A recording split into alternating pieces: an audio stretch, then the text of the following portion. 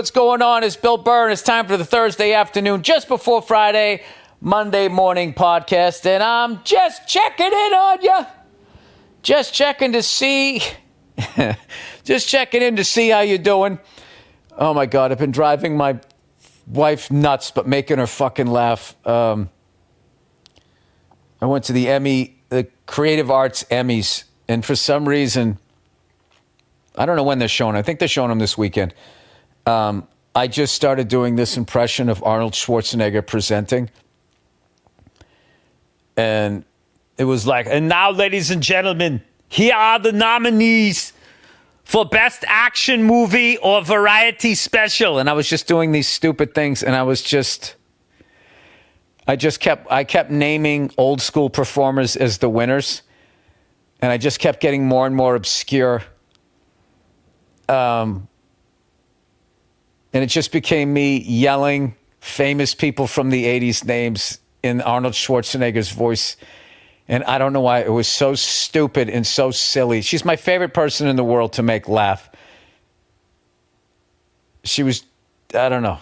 Maybe you had to be there. But for 2 days, I was just walking around going like, and the winner and the Emmy goes to John Denver and Miss Piggy.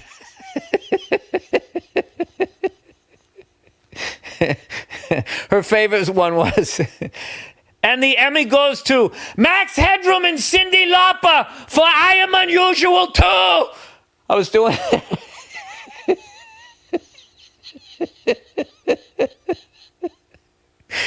it was one of the most fun things.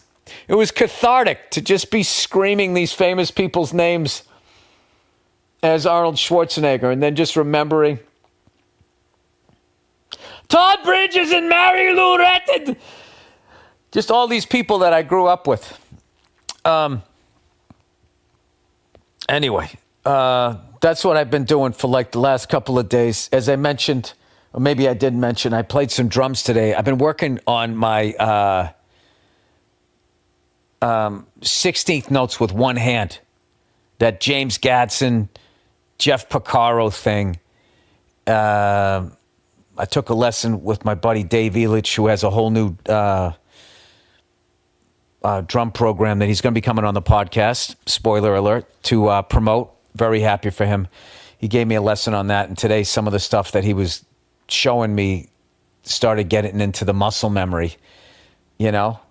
And for like a couple of seconds, you're doing it, and then you're like, oh my God, I'm doing it. And then all of a sudden, you blow it after that. So very excited about that. And I've also been going to my kids. My kids are playing sports now, and I am just like the happiest father ever. And I made the rookie dad going to a sporting event mistakes. I sat in those bleachers, you know, with the aluminum fucking benches like they had back in the day at Sullivan Stadium. And like, I'm just too old to sit on those. I felt that for like 3 days. So I have like a folding chair. So I brought the folding chair. I had my little thermos of water. And I'm just sitting there watching them practice and everything. And like, you know, and I've just made my decision. I go, I am not going to be that dad. Okay? I didn't have some unfulfilled Olympic dream that my kid now has to like fulfill. I'm just like rooting for everybody. I just want everybody to have a good time. And the end of practice, hey, great practice, coach, or whatever. Thanks a lot. And then I come home and whatever drills they were working on, you know, we kind of do them in the backyard, just messing around, having a good time. And it's been great. I haven't missed a practice yet. And fortunately, I'm home. I've been doing some sporadic road gigs out here. Nothing but positive shit this week, everybody. All right? I know this was a tough week, so let's just go positive here. I did 1,000 Oaks last night in a beautiful theater out there that I didn't even know existed. Went out there, and it was just such a fucking great crowd. Right out of the gate, I was just making fun of them. You know, it was just a weird part of L.A. Like, we pulled onto the street, and there was like a Ferrari dealership, and then like right across the street is like fucking houses that look like they're falling down and people are really struggling. And it's just like, I was just sort of riffing on like, that's what America's becoming. It's just becoming like, one guy has 12 Ferraris and then somebody across the street is like eating like fucking a hand sandwich, as they used to say back in the day, right? Hopefully that gap will shrink. It'll come back again. And the middle class is the greatest thing, the greatest fucking thing ever about the United States is the middle. The middle class is the greatest. It's the best fucking, it's the best place to be. It's the best place to be, My voice is cracking. I'm so emotional about it. Being middle class, where you have a job and you have benefits and you can pay your fucking rent and you can make your fucking mortgage. Why people want to take that away? Like that's the people at top want to stay in power. That's you fucking take care of the goddamn middle class. It's the greatest. Middle class is the fucking best. Monday through Friday, second 5 o'clock Friday. I don't have to think about this fucking job until Monday. That's for the rich guy. That's his fucking problem. And you go out, you have a good time. You got yourself a little boat, whatever you do. You got a motorcycle. You know what I mean? You got yourself a fucking whatever the hell it is that you wanted to do. Hopefully someone will bring that back. So anyway, I did my show last night and got a ton of material right now, but it's like I got to like sort of hone it or whatever. So thank you to everybody out there that sat through that shit.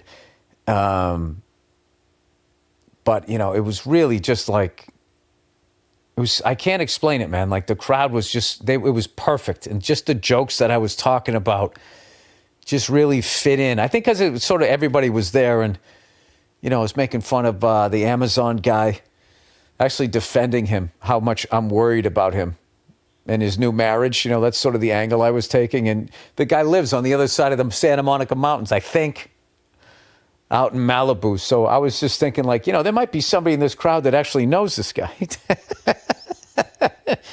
which, added to the fun. And I got to tell you something, Bianca and Dean Del Rey murdered. Dean Del Rey went up with like a bunch of new material. It's one of the hardest I've ever seen him kill. And then Bianca came out with all of this new stuff. She had a big event. I don't want to take away from anything that she's doing, but she had a big event happen in her life, which I'm very happy for her. And she was talking about that and was absolutely fucking hilarious. And then one of my buddies from Glen Ross, John Piricello, he came out. We got to chop it up. Saw a bunch of friends. It was sort of it was perfect. It was a beautiful theater, amazing crowd. And then I had a, good enough set with what I was doing. And then I went home and slept in my own bed. How do you beat that? I'll tell you I beat that. I watched two fucking incredible movies this week. One I started to watch last week, I was telling you guys about, Medium Cool. I saw that one, and then, which I really think a lot of it, they guerrilla shot around the 1968 Democratic National Convention in Chicago. It's one of, like, it's Robert Forster. I've just been going down a rabbit hole watching his movies. And then I saw this movie, The Parallax View, on Criterion Channel. If you're not on the Criterion Channel, it's like Cinemax for smart people.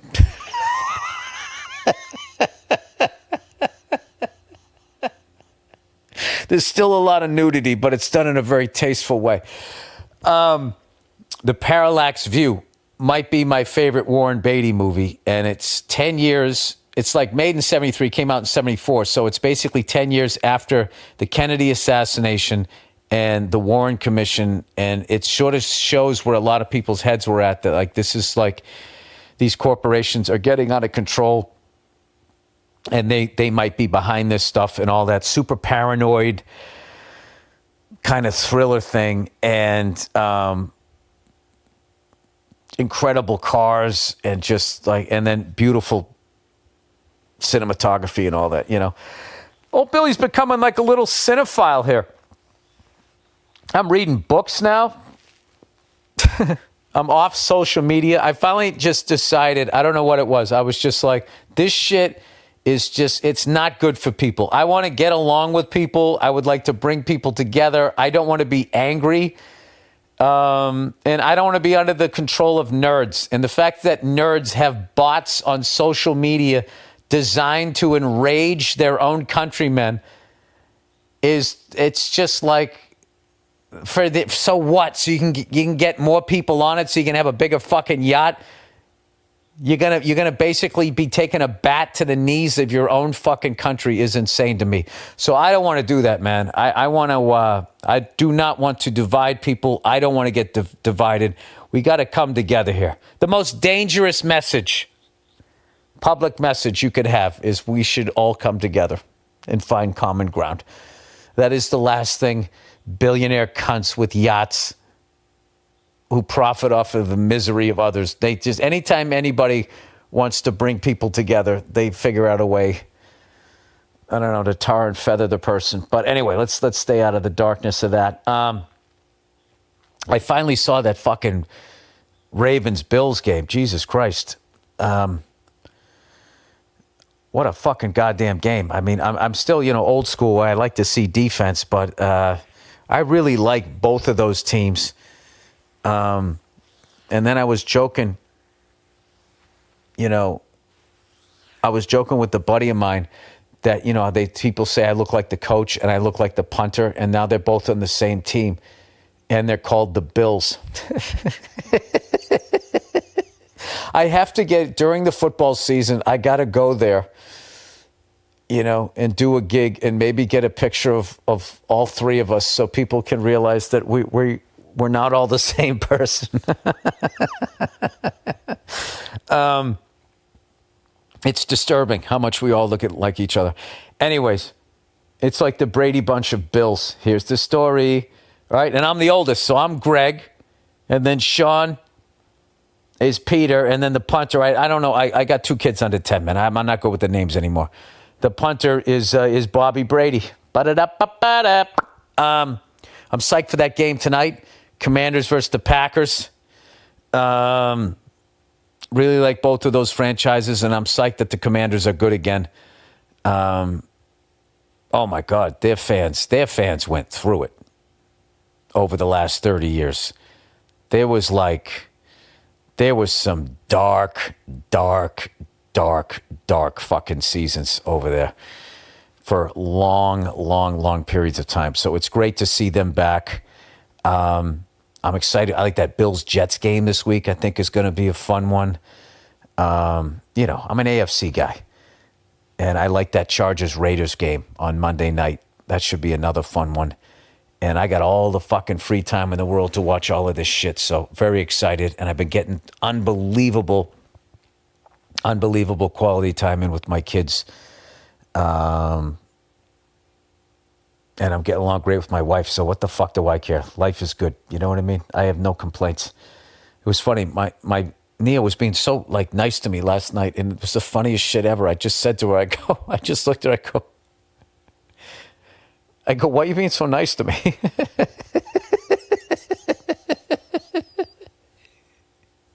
And she laughed. She goes, why are you being so nice to me? I go, because I love you. She's like, well, I love you too. And I'm like, all right. She's like, fine.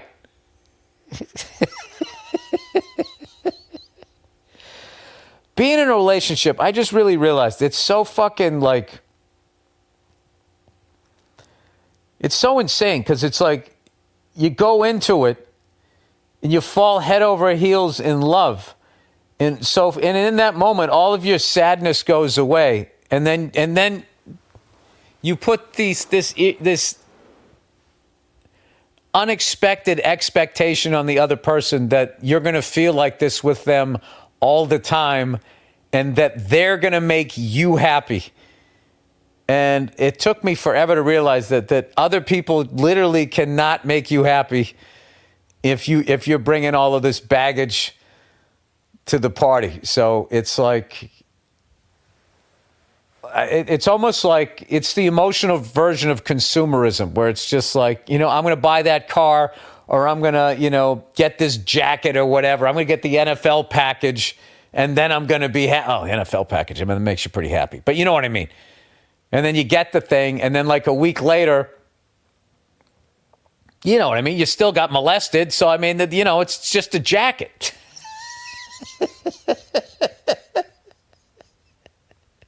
or you're still battling alcoholism, but I got these sneakers. It just doesn't work for you. So, I don't know. But I will tell you, this car that I bought, I'll just tell you, I bought an old BMW. It's a 6-speed, and it's the most fun car I've ever driven. I've already taken it to the mechanic twice to get everything all dialed in, and I don't give a fuck. I don't give a fuck. There's an old car in my neighborhood. There's a bunch of them, and there's some I get excited when I see if they're clean or whatever. I saw somebody in my neighborhood has this really unique 1950s. I don't know if it's a Chrysler or a Dodge or whatever. But all of us, they always have it sitting on the side of the road. And the other day I drove by and I saw whoever owned it got a car cover for it. And I got so fucking excited. There's somebody, up near where I fly, in their side yard, they have one of those 1961 to 66 Lincoln Continentals with the suicide doors, like the one from Entourage. And it has just been sitting there for years, and it makes me sick to my stomach. Oh my, at least throw a fucking tarp on it. You know what I mean? Just go out there every once in a while and just make sure there's not a bunch of fucking mice and rats just building a nest in there. Do something to it. I don't know why I give a fuck about old shit like that, but I do. So anyway, coming up this weekend, I don't have shit to do. I don't have any shows, but I'm definitely going to try to go out and get on stage. I got really excited about that show that I had last night, and I feel like with all this crazy stuff that's going on, that I really feel laser focused, that my job is really just to go out, make people fucking laugh, and make them forget about whatever the fuck is going on. Because God knows, how do you, I don't know, the boiling water. I don't know how you bring it down to a simmer. But anyway, what else? Yeah, that's it. That's all I got. This is why my podcasts have been a little short lately. It's because I'm fucking happy. I discovered the Stairmaster. My body's like, what the fuck is this? So I've been dropping weight because I can't get on the elliptical now because we're down to just 2 of them. So this has been, you want to hear old Billy Freckles? You want to hear the old fucking dad workout that I've been doing? I do an entire body workout twice a week. I do my entire, and the Emmy Award and the Grammy Award goes to Marvin Gaye. What's going on? What's going on? You're not from Austria. No, they got too dark after a while. I was doing the Liberace one. And the Emmy goes to Liberace's Far Out, Way Out, Keep on Trucking, Jive Turkey Special.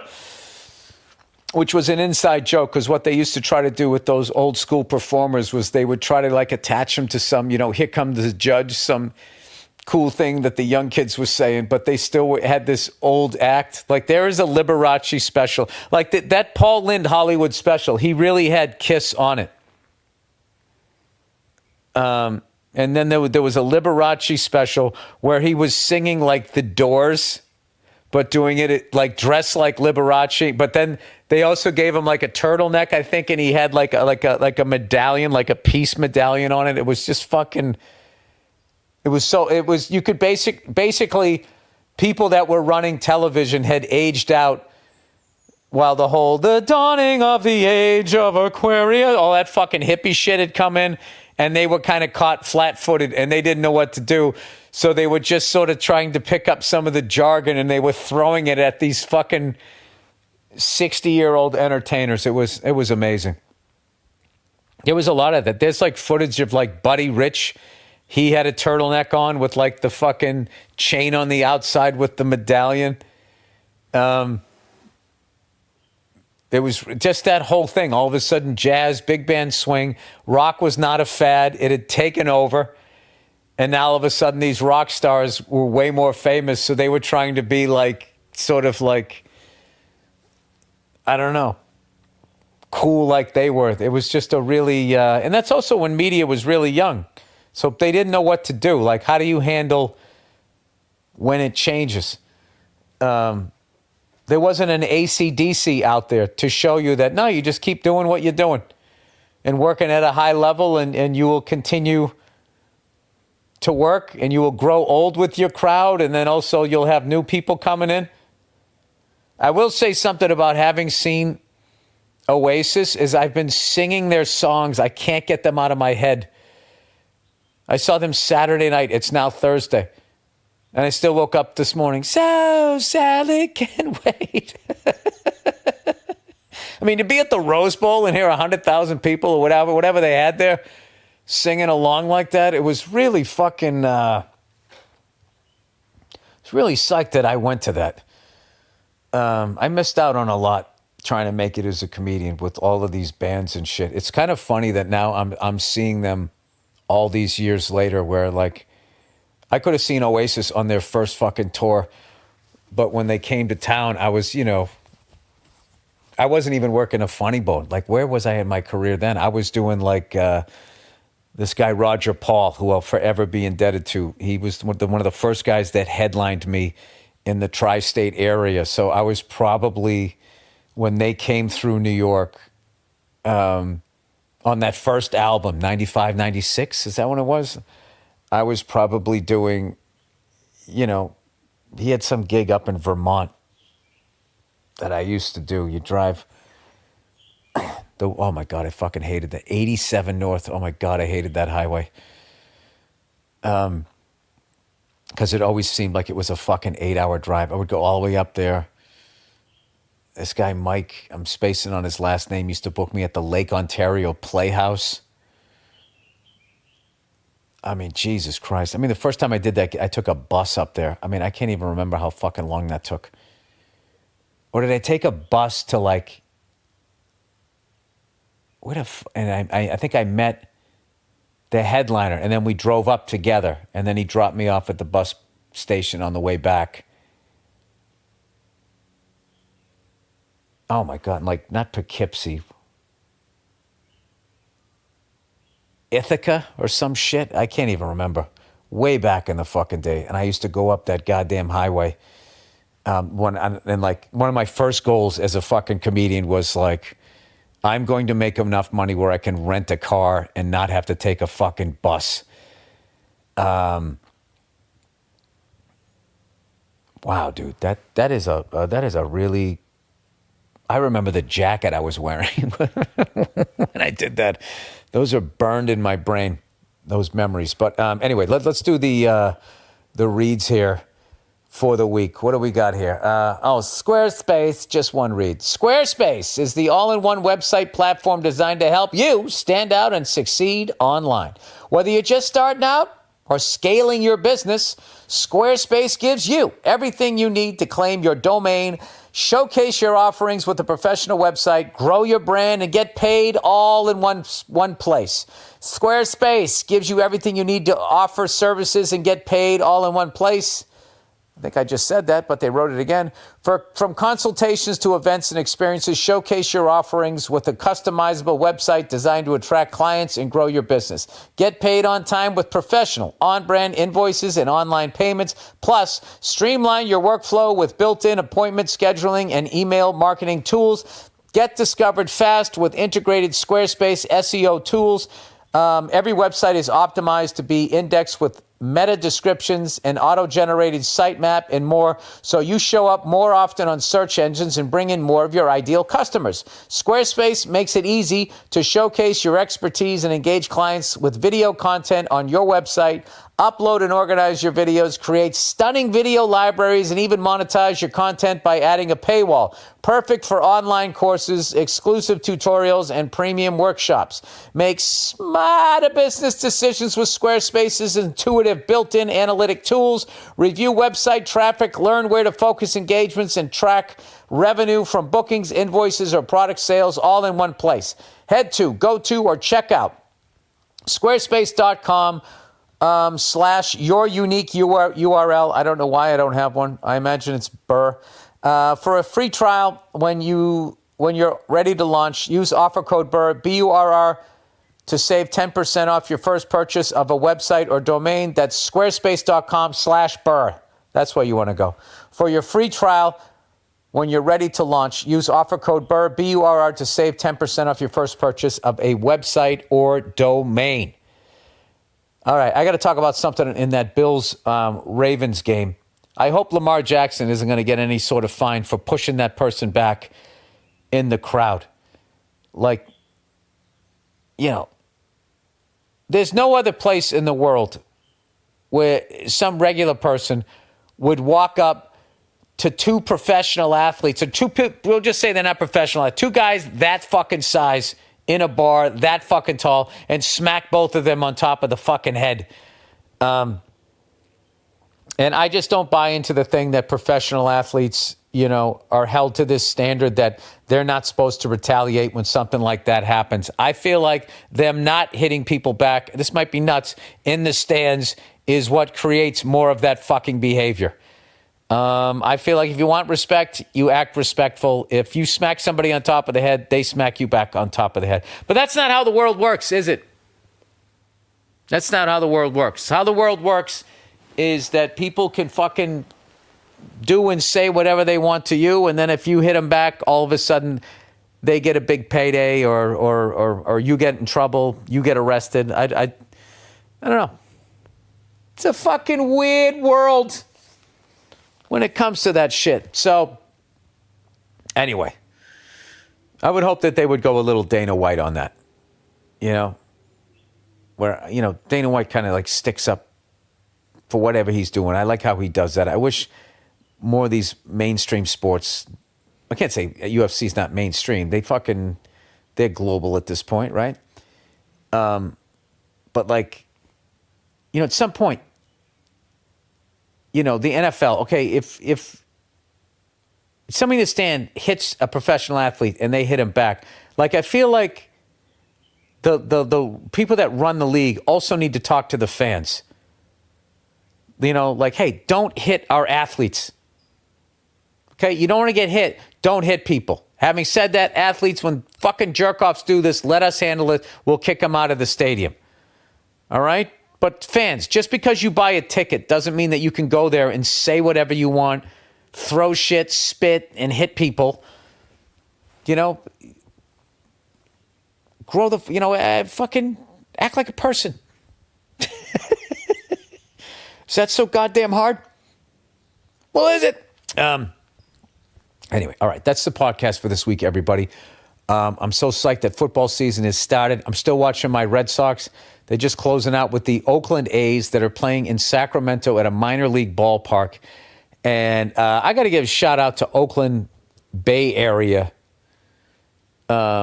sports fans. I mean, they've literally lost everything. The Golden State Warriors, you know, they play in San Francisco now. The Raiders have gone to Vegas. The A's have left. The California Golden Seals, they were the Oakland Seals at one point. They moved to Cleveland, became the Barons, and I think they maybe got absorbed by the Minnesota North Stars, which are now the Dallas Stars. I can't remember. But, like, Oakland's one of my favorite cities. Great fucking people. Great food scene, great theaters, all of that type of stuff, you know. I don't know. And then all of these tech bros bought up all of San Francisco, so then the Caucasians that can't afford to be in fucking San Francisco, then they got to go into Oakland, and then the people of color get moved out and all of this fucking shit. At least they can keep their sports teams, right? Nope. I don't understand it. I do understand it. I just think that it's part of this whole leagues getting involved with, like, sports gambling. So, I mean, when I was a kid, they avoided gambling, the mob, and going to Vegas like the fucking plague. And now they're all up in it. I mean, what are sports leagues going to do next? Get involved in loan sharking?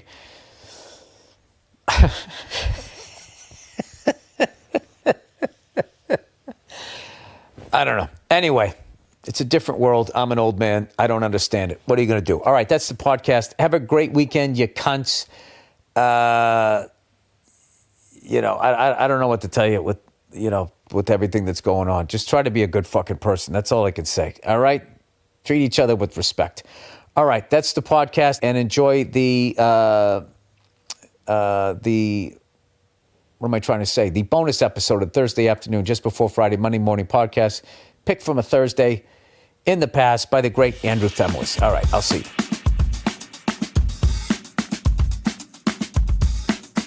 Hey, what's going on? It's Bill Burr, and it's time for the Monday morning podcast for Monday, September 11th, 2017. What's going on? How are you?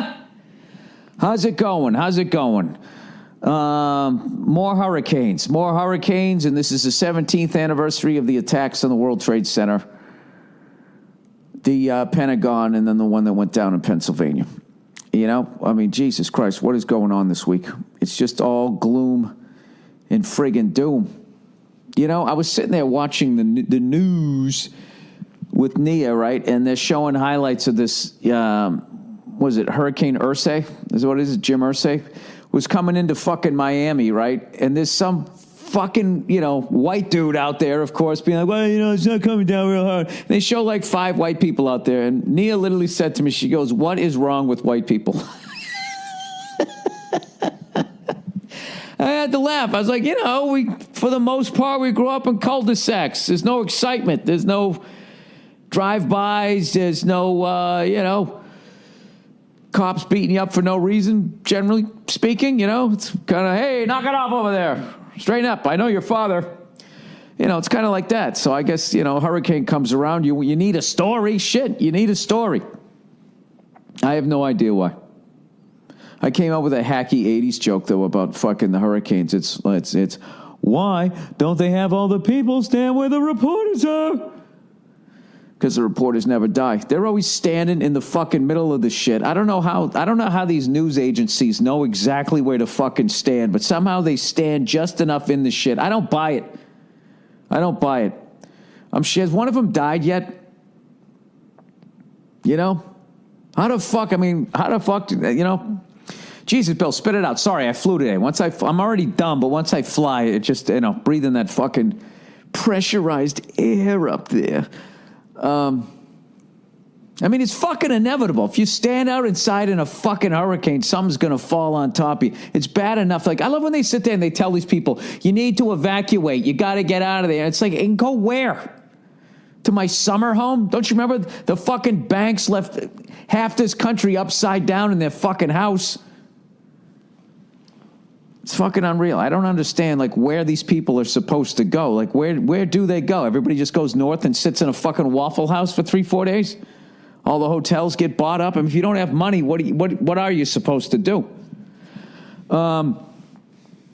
Anyways, at least it was knocked down to a Category 3, man. I read some fucking, read some horrible shit about Houston.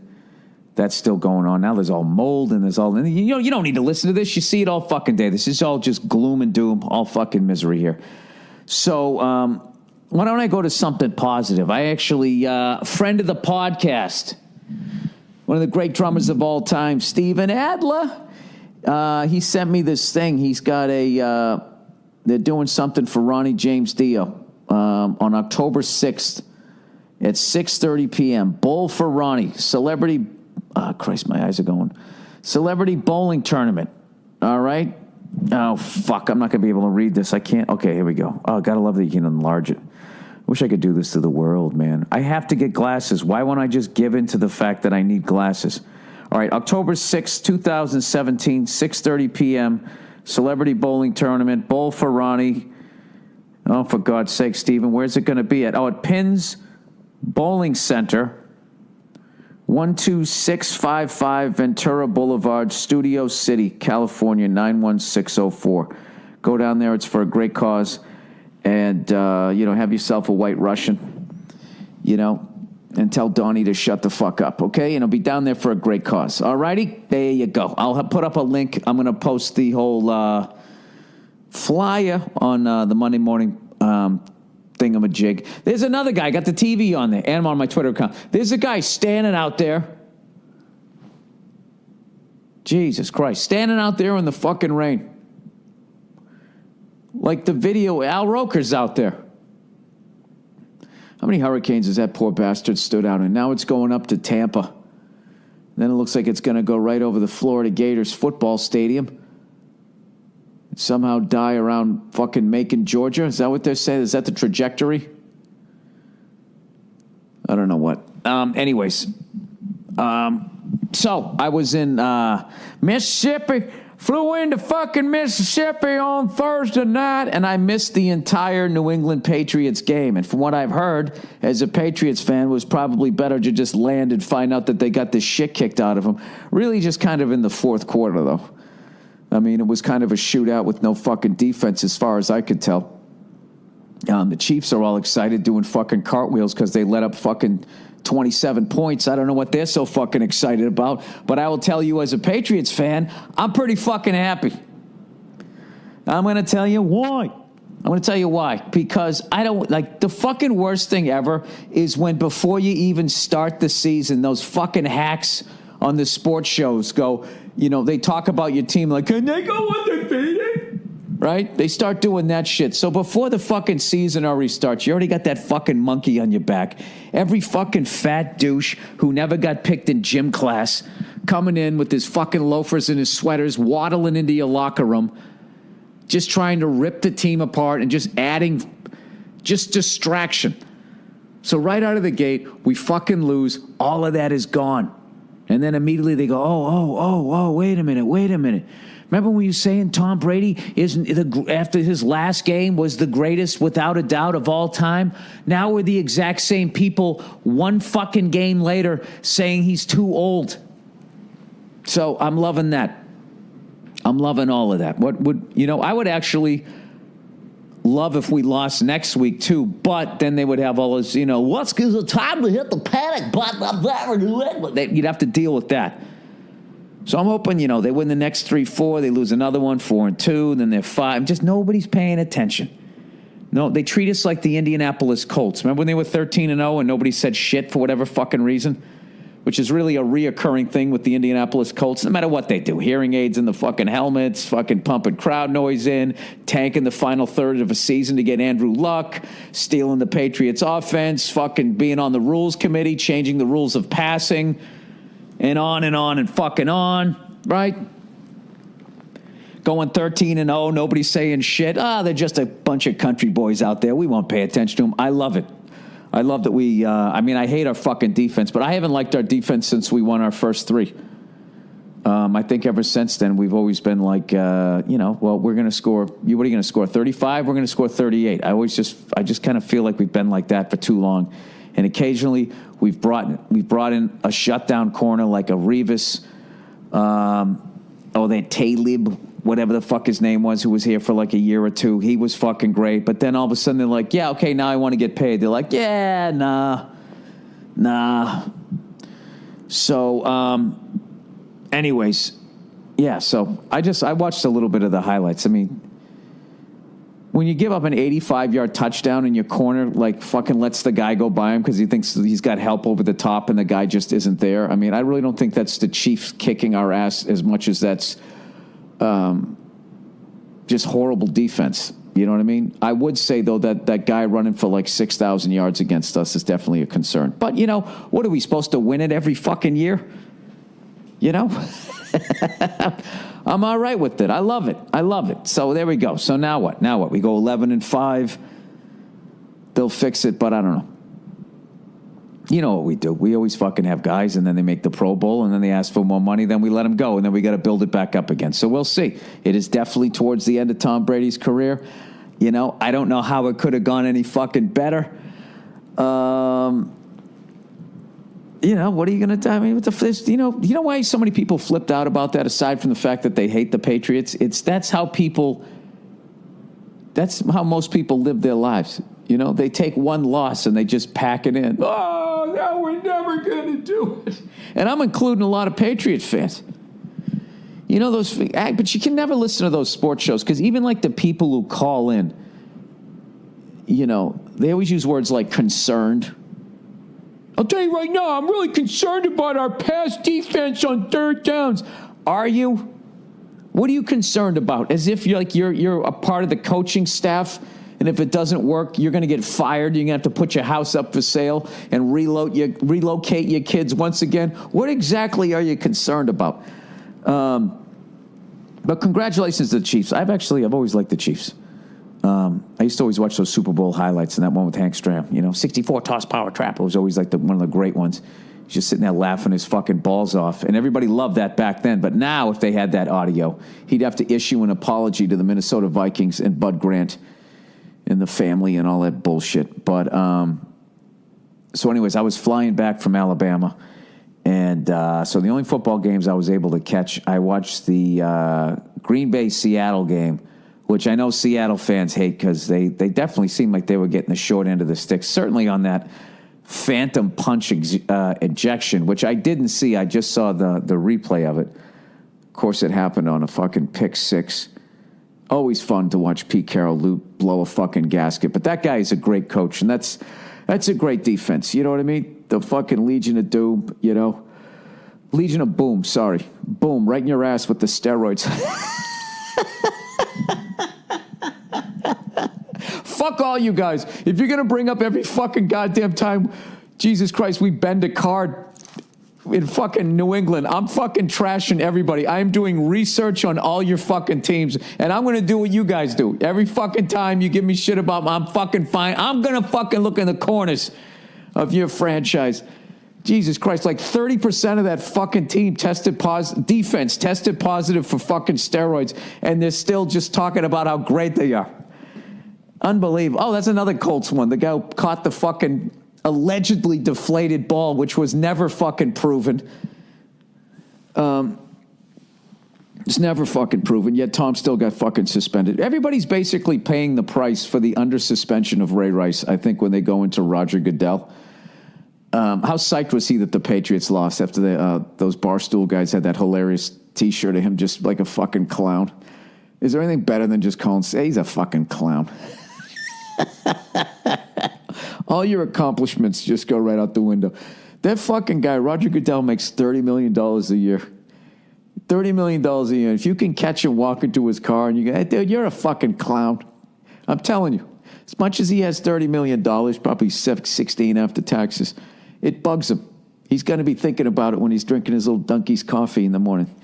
Fuck is that guy to call me a clown? Talking himself, When he's putting his suit on, he's got the jacket, tie, and shirt. He looks like one of those guys, he gets everything on, he puts the pants on last. Clooney already has his shoes on with the fucking socks and the sock garters. You got him talking to himself as he's adjusting the nut and the knot right there in the mirror. So anyway, I watched that game, and the defenses looked obviously great in those fucking games, and now I got the Cowboys and Giants in the background. I did watch the MotoGP race. I just watched the big boys. I didn't get to watch MotoGP 3 or 2, but what a fucking race. How about Marc Marquez just saying, Dovizioso's just like, hey man, I'm gonna take the fucking points. Marc Marquez is like, fuck that. I'm going for the victory. For you guys who don't watch motorcycle racing, it was raining out and they still race. They don't quite go as fast, but they were going like over 150 miles an hour in the fucking rain on each other's asses. And this guy, what the fuck was his name? He started the race. He fucking shot right up the side into first place. What the fuck is being with a P? I'm new to the sport. I don't know all their names. So anyways, no, it didn't. It was that guy, Bill, why don't you just look the shit up so you can talk? You know what happened. You just can't remember the fucking names. What was the guy's name? Larry Legend? Is that the guy who fucking shot up in first before he fucking wiped out? There was more goddamn accidents today. Or yesterday, I should say, when they were racing. And anyways, everything that Formula One needs, MotoGP has. It was a race right down to the end, and fucking Marc Marquez said, fuck this, I'm going for the points, because if he got to 25, he was going to be tied with Dovizioso. So he passed him on the fucking last lap, or second to last lap, and then held him off. It was some Phil Mickelson shit, I'm not going to fucking, just try to get back out on the fairway. I'm going to try to put it in the hole. Then I'm going to four-putt and walk away with sweaty tits. I mean, that's what this man did, but basically on a motorcycle. So that was very enjoyable. But let's talk about going down south.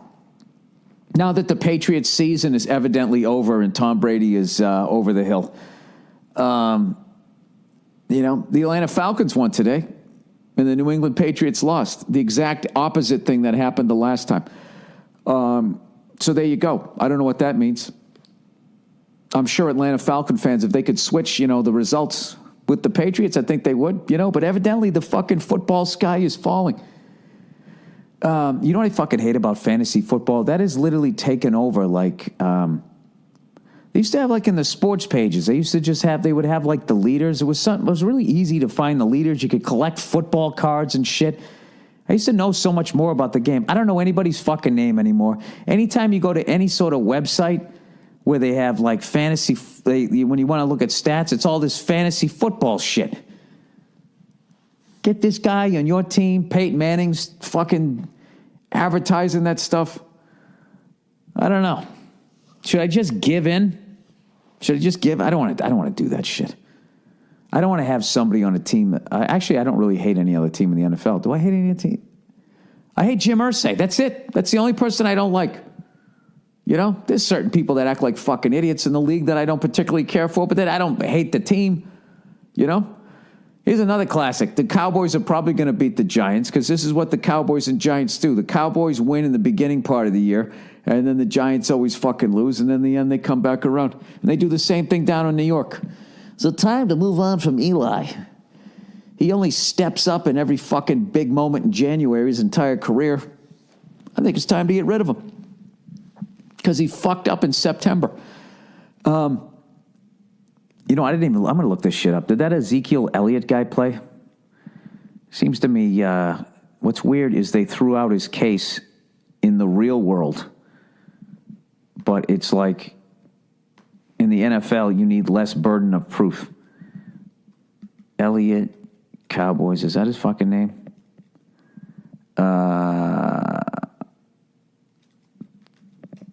Elliott, Cowboys to play. Is he playing? Judge grants temporary restraining order request for Dallas Cowboys running back, probably from that psycho, that person who's seeming like a psycho. Okay, Ezekiel Elliott ruling makes, I've been out of the loop. All right, so he played. That's good. Because the clown was going to over-suspend him. Oh, look at this. The NFL is back, and so are the 15 reasons it's a complete disaster. Hey, how about those Los Angeles Rams coming back wearing the Lamar Lundy fucking blue and white? The fearsome foursome. Merlin Olsen. Rosie Greer. Was it Lamar Lundy? I always forget him. And then, what's his face there? I can never name all four of them. I always end up forgetting one. I always remember Merlin Olsen, Rosie Greer. Oh, Jesus Christ, the coolest one of them all. Deacon Jones. And was it Lamar Lundy? Lamar Lundy. Is this even a podcast? Is this, you guys listen to me fucking, there you go, right? Lamar Lundy, was he a Steeler or was he a Ram? Was he a Ram? Lamar Lundy, Rams, fearsome foursome. All right, I got it. All right, so anyways, let's, I'm not watching TV anymore. Now I'm focused. Oh, here's Eli driving him in. What's he got here? 2nd and 8, 8:09 to go in the third quarter. Eli calling a fucking audible. Over the middle for a first down. Moving the ball. Cowboys fans are all going to be saying you need to fucking bench fucking quarterback and bring back Roger Staubach. So we did the Horseshoe Casino in Mississippi. I had so much fucking fun doing that. Although it was just a part of the South, man. That was just deep South. Deep South, hang a fucking right. Don't stop in Alabama. Keep going. Stop right before you get to fucking Louisiana. And it was I don't know. The pace of the people down there was driving me fucking nuts.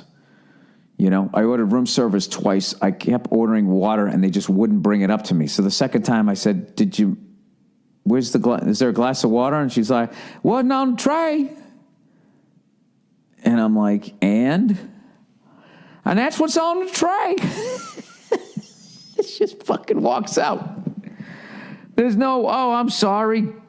I'll go get you some. It's like it wasn't on the tray. So then I go to use, nothing fucking worked. I go to use the fucking ironing board. The ironing board was fucked up. I was trying to make it stand up. It wouldn't stand up. I had to bend the piece back. It wouldn't. And then I finally just had a fucking meltdown. And I'm admitting this to the casino. I jumped up and down on it, and then I pulled the shark nose back. I felt bad afterwards, and I tried to bend it back, but it's all fucked up. If you wonder why it's fucked up, I finished it off. It was already fucked up. So if you want to send me a bill, I apologize. And then the next day, me, Dean, and Bartnick drove over into Tuscaloosa to go on. We went to go see Alabama versus Fresno State. We had a great fucking time. We met some people there, some friends of mine, and they hooked us up. We were in, I think, this fucking skybox, no sunburn. You know, it was a cupcake game. Who's kidding who? Against Fresno State. It was a day game. It's like I went, but I have to go back there again. I want to go there a night game when they play like Texas A&M, Mississippi, or fucking, you know, anybody. Like LSU or some shit like that. I want to go back for that, and I want to sit in the fucking crowd the next time. This was like, it was too nice. It was awesome. I had a great time, but it was like I didn't get to feel the crowd a little bit, which was perfect because I had a show that night, so I didn't drink. I'm still not drinking, and I didn't get a sunburn, so it worked out for me. But I feel like I kind of went to a preseason game. So we're walking out of there. And fucking Joe Bartnick somehow found the one Russian guy in Alabama. And shit escalated quickly. You know, Bartnick walks up to the guy. The guy, I don't know how they got into a conversation. The guy said he said he overheard us talking. He said something to us. We were waiting for the elevator. And the guy said that he was Russian. So Bartnick's a huge Penguins fan. And he goes, he's like, oh, you're Russian. He goes, hey, you know, he's like, Geno Malkin, Evgeny Malkin, right? You like Malkin? The guy's like, nah. He's like, I like Ovechkin. And then he goes, you like Ovechkin? And then he gets right in the guy's face and he goes, 0 cups. He's like, Ovechkin. He goes, and starts doing the choking thing, right? Joe had a couple of sarsaparillas. Who's kidding who, right? So they fucking start going back and forth, and Joe keeps giving him shit. The guy's going, oh, come on, man, it's a team game. And he goes, hey, he's got 0 cups. How can you like 0 cups? 0 cups. Keeps acting like the guy's choking on a fucking dick, and the Russian guy's getting mad. Joe's fucking around. He's not seeing it. And the fucking elevator cannot come fast enough because it looks like it's going to escalate into a fight, which, you know, Joe Bartnick, and this Russian guy was actually taller than Joe, but he was skinnier. But, you know, he's also Russian. You know what I mean? So, you know those fucking people. They fucking bitch slapped Hitler all the way back to fucking Berlin. You know? Let people out of prisons and say, hey, remember what we threw you in there for? Why don't you come out and go do that to people who look like this? And that's what they did. Half of them were in bare feet. I mean, I know it's a legend at this point, but it's pretty much fucking true. So now I'm concerned because they're both, Joe's like whatever, 6'4". This guy's like 6'5". And I kept going, Joe, hey, man, hey, Joe, take it easy. He just kept going, hey, guys, got no cups. Hey, wait, come on, he's a choker. He just kept doing it, and then he's laughing at the guy. And I don't know why, he just wasn't seeing the guy getting mad. So the guy goes, hey, why don't we go around the corner? And Joe's like, hey, let's go around the corner. And they walk around the corner. I'm like, are they going to go fight? And then there was this awkward little moment between them. And me and Dean are stone sober, like, what the fuck? So finally, I just go to my buddy. I go, is there some stairs we can take? Because the elevator was taking forever. And he goes, yeah. I go, yeah, we can take the stairs. So we go to take the stairs, and we're going to walk out. And the Russian guy's like, I will take the stairs too. And now they're walking down the stairs, and it's just like, I couldn't separate them. I couldn't get them separated. And I don't know what happened. By the end of it, they were like best of friends, ready to go drink some fucking vodka. We actually left the game halfway through the fourth quarter because we had to go do our show, but we wanted to go around and get a picture in front of the Bear Bryant statue. And we actually got one in front of the Nick Saban one. There's one other guy that everybody always forgets he's only won one championship, but it was pretty fucking amazing to go there. I'm telling you, if you get a fucking chance, man, everybody wants to go to the ballparks, all the baseball parks, or go to a fucking Lambeau Field and that type of shit, which I understand. But, you know, all you guys who live in pro football cities in you know, New York, Chicago, all that pro shit, Boston, don't sleep on going to big-time college football, man. I'm telling you. SEC, Big Ten, you got to go to the University of Michigan. You got to go to the Horseshoe in Ohio State. You got to go to one of them. You just have to experience 100,000 fucking people going absolutely fucking nuts. Pick a good rivalry game. Go on fucking StubHub. Pay through the nose. Go out there. Get fucking hammered. Go to the game. And then please tell me what you see in the NFL, because I don't think the NFL can nearly touches the excitement. Although, having said that, how great is it that it's fucking football season? And this is what always happens. Football season goes by like the summer. You know what I mean? Like every year in the summer, I'm like, okay, it's May. We're going into May. I'm really going to pay attention and try to enjoy and remember, like, hey, it's the summer. We're in the summer. Let's fucking enjoy this shit. I still feel that way, even though I live out in LA where it's summer all the fucking time, right? And every fucking year, all of a sudden, it's just like September, right? And football season's the same thing. You're like, oh my God, fucking football season is fucking great. And then all of a sudden, it's like it's the playoffs. And you're so focused on the playoffs, that all of a sudden, like, it's that week between the championship game and the Super Bowl, and you're like, what the fuck happened? You're so busy putting money on the games and betting on the fucking games, you don't realize not only is there only two teams left, there's only one game left. And then we're fucked. And then the panic starts to set, and then you think, well, at least I got March Madness, right? At least I got March Madness, and then I got the hockey and the basketball playoffs. And then it's just, you know what it really is? It's just July. It's that one panic of July. And into August, the dog days of baseball that you have to fucking deal with. That's how I ended up getting into fucking, I think, Formula One and all that shit, just to cover that. And then I totally got into it. I don't know. I feel like I've been talking in circles for like fucking 25 minutes. What is this? How many awful minutes has this been? 26. See that? You're a comedian long enough. You can sense time. I had this feeling that I'd been bombing for 26 fucking minutes. So congratulations to everybody's team who won this week, including the Chiefs. I'm not a cunt. And everybody who lost, hey, it's only, it's just 1 week. Fucking relax. 25 days and no booze. 25 days and no booze. I'll tell you how well I'm doing with no booze. When I went out, I went through the duty free and I saw that Macallan Rare Cask Black, which I'd never heard of, and I'm like, I am fucking buying that when I come back off the plane. And when I got off the plane, I think I flew Delta out and United on the way back, so it wasn't there. But I was going to buy it. I'm sitting there talking to myself, like, am I done? Like, I was actually thinking on the plane today, like, I might be done for good.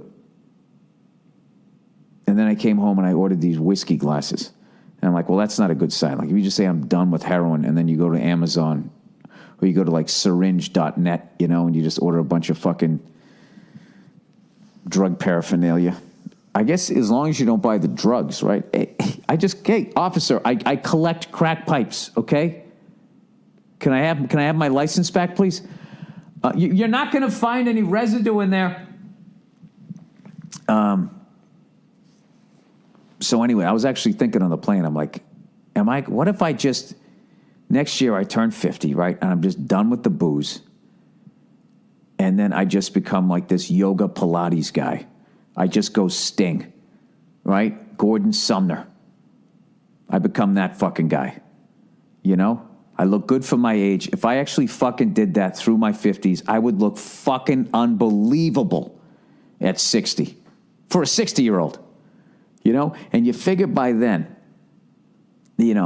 how good tanning beds are going to be, how good the hair plugs are going to be. And I bet I'll be microchipped by then, which I can also have like the added Viagra option to it. You know what I mean? I think I can stay in the game for another 10 years after that. I don't know. What do you guys think? Have you guys thought about the future you? The microchipped you? Full head of hair and abs? All right, let me read some advertising here. All righty. There, that is done. That is done. So I'm actually toying with that idea. No booze. Done. I don't know if I can, I don't know. I understand why alcoholics, like, they take it one day at a time, because just sitting there like, I'm never going to do this. No, just today. I'm just not going to do it today. Just not going to do it today. You know? Sometimes you got to do it, though, right? You know, your wife's talking to you, and you're sitting there looking at her, smiling and nodding. She's thinking, oh, I love when he looks at me that way. He still loves me. I can see it in his eye. And you're actually thinking about that bottle of booze that you bought. How you going to go out in the garage like a fucking degenerate? Sit in some dirty chair. You don't give a shit, right? Pour that glass. You set the bottle down. When it touches the floor, you hear it echoing in your garage. You know? That garage, that's yours, right? That garage that you made the decision you weren't going to be like most of these guys who let their wives not only take over the house, but also the garage, right? They just fill it up with all their shit. You can't even get the fucking car in there. That garage is yours. You put up the dartboard, you get the kegerator. That's your little fucking tree fort. You know? I mean, who's kidding who? You're a guy. You're still a child. Just because you can grow a beard doesn't mean you're mature, all right? Would you look at all these stars doing these fucking commercials now? Jesus fucking Christ, can you leave something on the bone for the struggling actor? Can't you just do a fucking ad over in Guam like you used to? Anyways. Whoa, Dreamweaver. I want to redo my fucking garage again. I gotta add something else in there. I gotta add a fucking, now that I never have my truck in there, I put it in storage. So I kind of flip-flop and everything like that with the new car and then the old car. I haven't driven my truck in like 2 weeks, man. I'll miss it. I got to do that someday. I got to have the garage with the fucking room above it. You just have to have it. That's what it is. And then what you have a fucking prenuptial agreement that if we get divorced, I get the garage and the room above it, and you cannot fucking evict me. That will be mine, and you will get the fucking house. But you know something? Fucking, they'll just be, but I just don't feel safe with him being out there. And they'd cry their way into getting that too. I swear to God. I wonder if anybody, like when a hurricane's coming, and if they're in an unhappy marriage, like what's going through their mind. You just sitting there with your wife, she doesn't know that you bought a boat that you tied to the back of the house, a little fucking rowboat, She can't see it. You convince her to try to ride out the storm, and then when the water comes in, you're like, see you later. Oh, Jesus, Bill. All right, let's get to the fucking questions this week. I apologize. You know what? I don't apologize. I don't apologize for fucking making up shit. I'm making up shit, man. What the fuck you want from me? All right, booze lineups. Booze lineups. Did I talk about everything I want to talk about first before I get into this shit? Let's see here. Steven Adler, Ronnie James, Alabama versus Fresno State, Mississippi, Horseshoe, ironing board. Oh, yeah, when I was waiting for the fucking car to come around, I was standing out in front of the hotel going, I'm never coming to this fucking state again. I was so fucking, everything was going so goddamn slow. But, once I got over my 5-second temper tantrum, I realized that I actually had a great time there. So I'm going to come back. Next time I'm coming back, it's either when Ole Miss or Mississippi State has a game. I'm going to a fucking game then. And I hope they're playing Alabama or some shit like that. Joe finds a Russian. I talked about that. No booze 25 days. Old Billy fucking Red Velvet Cakes was going to take a month off. Now all of a sudden he thinks he's the second coming of Sting. Sting held on to the hair. He was losing the roof. And then all of a sudden he started doing yoga. He started standing on his fucking head, and all that blood went to the top of his head, started feeding the roots. That's what happened. Maybe mine will come back. Fantasy football is taking over trading cards and all that shit. I talked about that. Well, I guess it's time to get on the fucking with the booze lineups here. All right, here's guys, booze lineup. Hey, Billy Bollock Chops. I'm a listener from the UK. By the way, it's 16-3. Well, you guys already know this shit. Dallas playing some good defense. I'm a listener from the UK. I managed to get to your show in Manchester, and it was brilliant. Thank you. I was nervous about that show. All I knew was this fucking soccer hoodlums from the 80s. The fucking neo-Nazis falling around Man United. That's all I knew. I read Among the Thugs, and to me, that was Manchester. He said, I wanted to send you my team of drinks, but I don't watch baseball. Oh, your batting lineup. Okay. I tried when I was in New York to watch baseball, but I found it boring. Same with football. Fucking boring. He means soccer here, I guess, because he says, I only watch for the World Cup. I mainly watch rugby league. You watch that Seven Nation League where if you come in last, you get the wooden spoon. NFL for the Seahawks, cricket, and I'm a big fan of F1. Dude, if you can sit through fucking cricket, you can get through a baseball game. I mean, that's the same thing, except cricket lasts for fucking 5 days. I decided to send you my list of drinks as the Formula One teams. I don't really drink that many neat spirits or whiskey, so I included everything else I drink when I want to get pissed. All right, leading off, he's got Mercedes. His Mercedes-Benz team. For those of you who don't watch F1, they're like the fucking cream of the crop. Well, you really should have batting cleanup, but I get this. You're going to do this more like, how they rank football teams, the best to the worst. All right. IPA beers. Yeah, I'm one of those guys, but I don't piss people off talking about it. My pole position drink, quite happy to drink these beers all night. Drink IPAs all night? Jesus Christ, it's like drinking a Thanksgiving dinner. Each pint is so fucking... I fucking hate... They're so fucking... every once in a while, if I just want to have one beer, but I know I'm going to drink 30, I'll have an IPA, because by the time I'm done with it, I'm just like, Jesus Christ, I've had enough. Enough with the fucking hops. Good Lord, it's like overacting. Quit bugging your eyes out of your fucking head. I get it. Beer's supposed to have hops. Well, as long as you don't drink any of those stupid beers that have those aggressive for no reason names, angry fuckface, kick your mother in the cunt beer, whatever they have, ale, angry ale. All right. His second batter would be the Ferrari team. Jack Daniels, Black Label, Old Number 7. Whatever you want to call it. Been around for all these years, and it is as popular as it's always been. Usually drink it with a Coke, rarely neat. Oh, Jesus, this guy's not even in AAA here. Batting third, Red Bull. Mount Gay Eclipse Rum. All right, if you're in your 20s, I forgive you for this lineup. I've been drinking it with ginger beer since these guys were Jaguar. Oh, the Red Bull. Oh, I'm sorry, the Red Bull team. I'm a fucking idiot. So I'm sorry. I thought you were drinking Red Bulls and Mount Gay Eclipse rum. I was like, what in the fuck? I'm sorry. I apologize. All right, Force India team is Zabrowka vodka. Never heard of that. Usually with apple juice. Dude, I gotta be honest with you. You drink like a woman. Usually with apple juice and a little umbrella in there, and I sort of spin around a couple of times. Do I look fatness? I'm new to good vodka, like a few Brits. I was drinking Paint Striper vodka and Red Bull from 17. All right. The Williams Stella Artois Lager. Okay, Williams team is the Stella Artois. I don't know how to say half this shit. The Old Dependable. I never heard of it. But doesn't win many races anymore. Still, nothing beats turning up at a mate's house with a crate of Stella for a day of drinking. Toro Rosso team would be Sailor Jerry Rum. This guy's a rum drinker. When I started drinking rum and moved to the Red Bull team not long after. All right. Well, at least you didn't mix that with anything. The Haas, the American Formula One, Jack Daniels, single barrel, one for the Americans. There you go. The only whiskey I really drink neat. Good man. There's hope for you. Renault. That poor ass team. Bitter.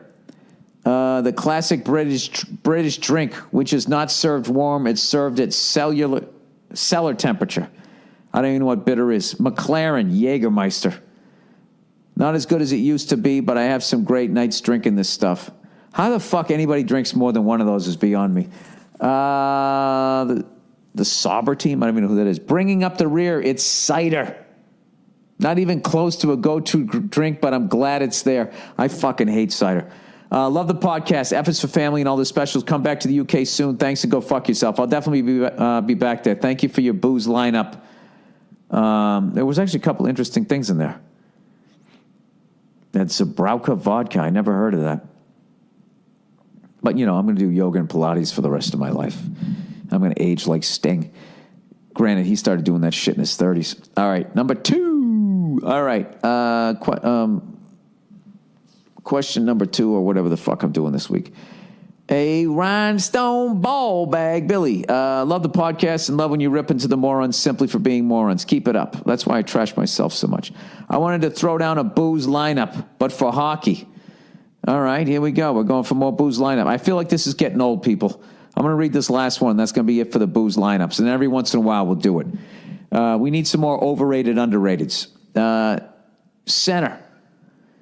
The Cindy Crosby position. Miller Genuine Draft. I hate that beer. God bless you. Somebody's got to drink it. You pay a little too much for him, but he's your franchise player, so you have no choice. Left wing is Weiser's Black Label. Smooth, dangles, and sets everyone else up. Right wing is Santiago. 16-year Cuban rum, foreign player. Other teams are afraid to sign, that plays his ass off every night but takes some stupid penalties. D-man number one, Jack Daniels, safe, gritty, defensive-minded, and you didn't break the cap hit for him. D-man two, Coors Light, never misses a game, jumps up in the zone, but on the wrong end of the odd man rushes too often. Goalie is Crown Royal, hometown boy that gives you 65 starts a season and always gives you a chance. Bartnick would love that lineup. I don't know about Miller Genuine Draft, but he'd love that you finished with Crown Royal. Thanks and go fuck yourself. All right. Now we're on to some fucking questions here. All right. Where the fuck are we? Bill. What is this? This is more fucking football? I can't do this. There's too many booze lists here. But this going to get boring because it requires me to really read out loud, which I'm not good at. All right. Fingerprinting students. What in the fuck is happening to this world? Hey, Billy Bo Baggins. I'll try to keep this short. I just started college, and in the dining halls, they now only use fingerprint scanners to let you in. Cooking is not allowed in the dorms, so if you want to eat, you have to give them your fingerprints. I'm not one of those I got chipped / free t-shirt people, but what else can I do? Your thoughts would be appreciated. Thanks, and go fuck yourself. Well, millennials, I think it's time you guys fucking rebel. You got to rebel against something here. Or go to Subway. Why do they need your fucking fingerprints, and what are they going to do with them? Even if they're not going to do anything with them, they're going to hack into your system. Somebody's going to hack into the system. That's so fucking nuts. That is legit. I honestly have to look up, like, how do people justify taking your fucking fingerprints to give you a fucking slice of pizza? How do colleges justify taking students' fingerprints? I love how the mainstream fucking pussy-ass fucking corporate media never talks about this shit. They just sell people out. They're just all these fucking idiots screaming about Trump and Hillary, and this is what they're doing to citizens of this fucking country. It's fucking unbelievable. Can I refuse to have my child fingerprinted at school? Background of fingerprinting. Jesus Christ. I almost lied to you guys. I got to read up on this like I'm actually going to do this. Should schools fingerprint your kids? What is this for? Let me guess. It's for our own protection.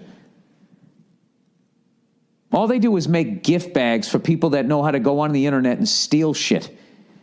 Here it is. Here's the fucking social security number with the fingerprints, the home address, all the relatives, all in a nice, neat little fucking bag.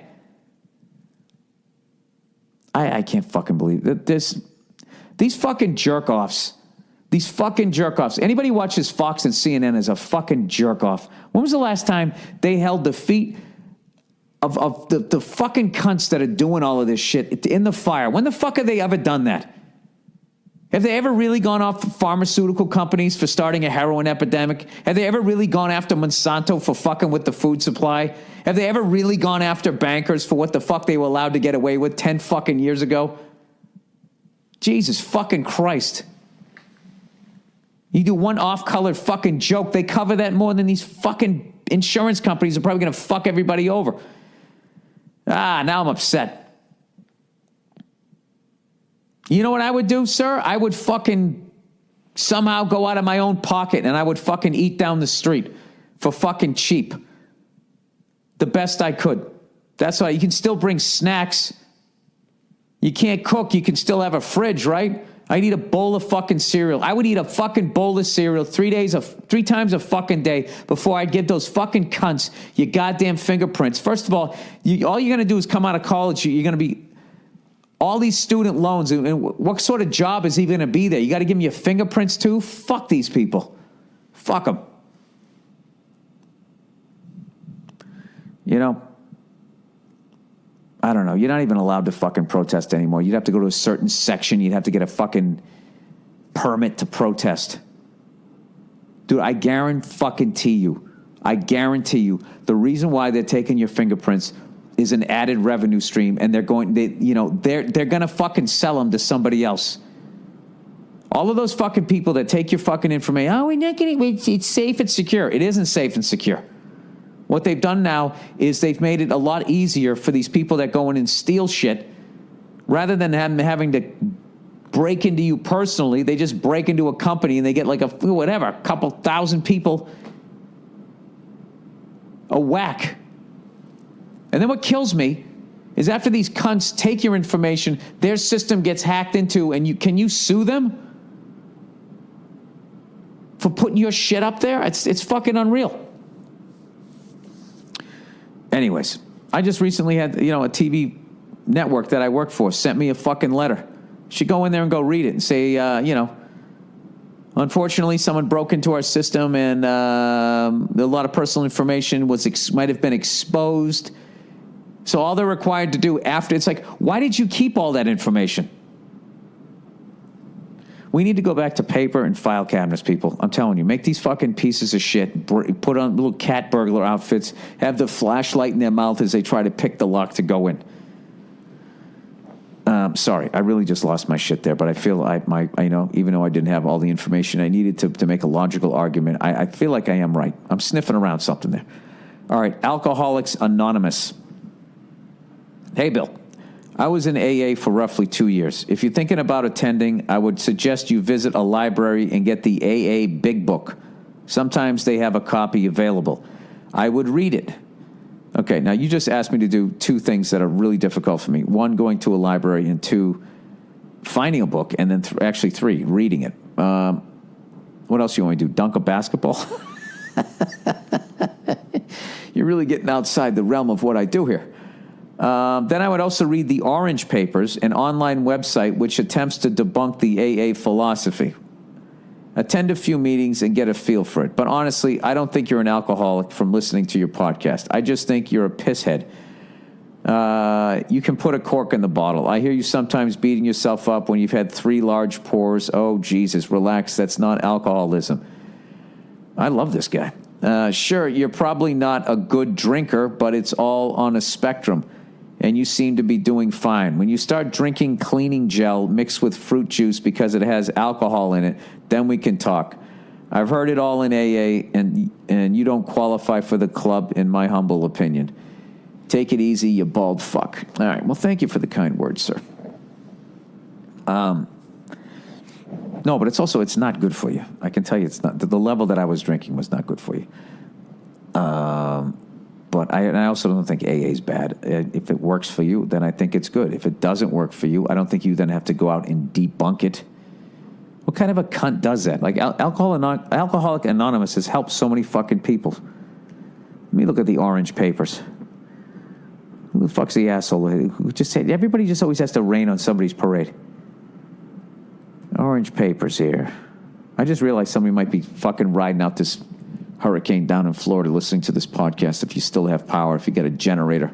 I just said rain on your fucking parade. Sorry. What are the Orange Papers? Orange Papers, I spelled orange wrong. I put 2 N's in there. I don't know why. I said ORNANGE. Orange Papers AA. Here we go. Orange Papers. Recovering from recovery. Anti-AA sites such as Orange Papers.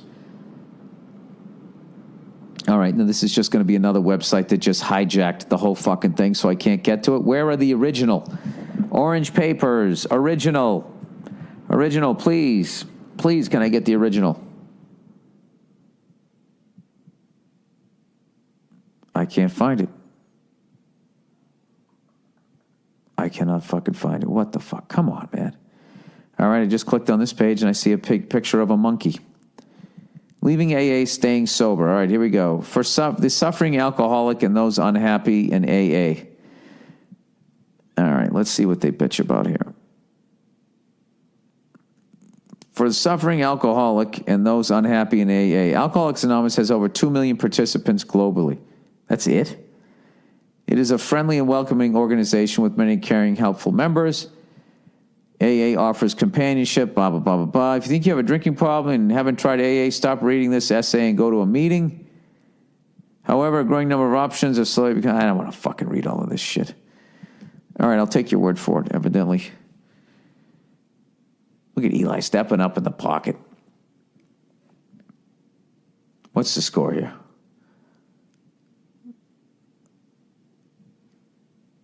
(16-3). 7 minutes to go. Did he just throw a pick? Who knows? All right. Wife working out with ex. Oh, Jesus fucking Christ. If I saw that at the beginning of a fucking porno, I'd be like, oh my God, can we come up with a fucking less cliched scenario?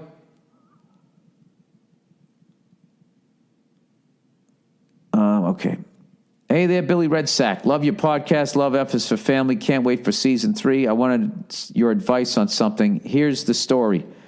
I got married about a year ago, and me and my lovely wife moved to L.A. right after the wedding because she had a great job opportunity. She had lived in L.A. a few years ago prior to meeting me, and when she was living here, she had a fling with some douchey private fitness trainer. Both of them viewed marriage as a stupid concept, and they made a pact that when they'll get married to other people, they'd meet up and fuck. I don't believe a fucking word of this. I don't believe a fucking word of this. This is too stupid. They made a pact when they'll get married to other people, they'd meet up and fuck. I mean, that definitely sounds like an LA conversation in a gym. I'll continue reading. So as soon as she changed her relationship status to married on Facebook, that guy sent her a bunch of messages which were sexual and pretty much offered to take her up on the agreement and fuck. She didn't respond, but she did tell me about it, but I didn't lose my shit and remained calm. In the last few weeks, she told me she's looking for a way to get in shape, and she said that the douche had offered her private workout sessions in exchange for her help in his business. She's an accountant. She said that because private workout sessions are expensive and he's very good at what he does, this is a great opportunity that would save us some money. She said she made it clear to him that she's happily married and nothing is going to happen, and he understood completely. She asked me if it bothers me, and I, not wanting to look like the insecure, jealous type. Oh, my God. You fucking... Dude, I'm telling you, these fucking women are in guys' heads. All of this bullshit that you've seen on fucking TV, all of these fucking women fucking playing the victim all the time, all of this fucking coverage of just what guys do to women has now... Every fucking guy has his balls in his fucking back pocket. And it's just like, well, I don't want to be the guy that fucking makes you uncomfortable. Okay, would she fucking tolerate this from you? You don't want to look in. That's not being insecure, sir. That's common fucking sense. So he said, honestly, honey, I trust you. I want what's best for you. And tried actually to do that. My question is, do you think she's trustworthy? Possible, but that guy isn't. And that guy's just drawing her in because he wants to fuck her.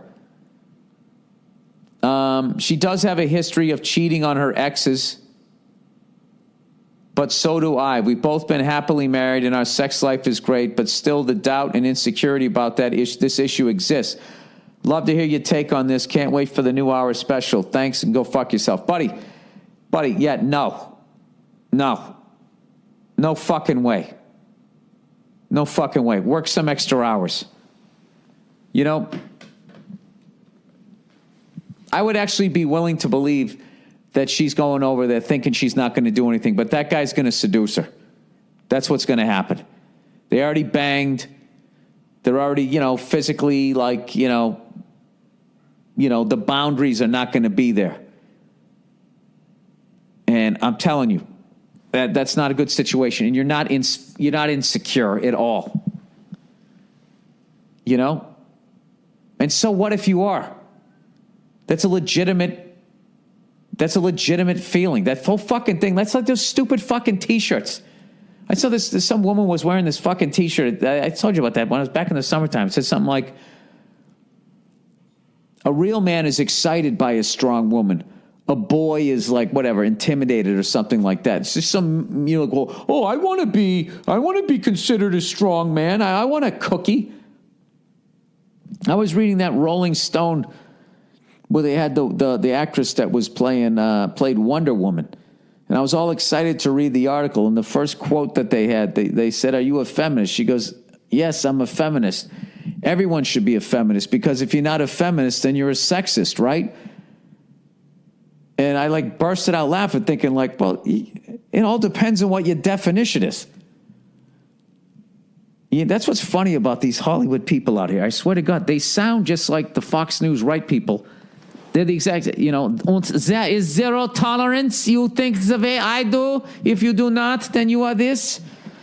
There's no clear-cut definition of feminism any more than there is of what makes that's real rock music. And then somebody's always like, that's not rock.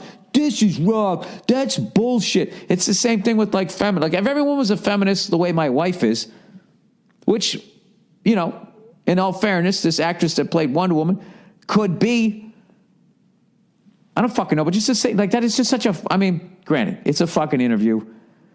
They're trying to get people fucking worked up to read the fucking thing. Maybe it was taken out of context. Maybe she said other shit. But just the way that's presented, Rolling Stone is just fucking insufferable, though. It's just fucking insufferable. The way they handled Obama with kid gloves, and if you're a fucking Republican, they stick your head in the fire. Now, I'm not saying they shouldn't stick these Republicans' head in the fire.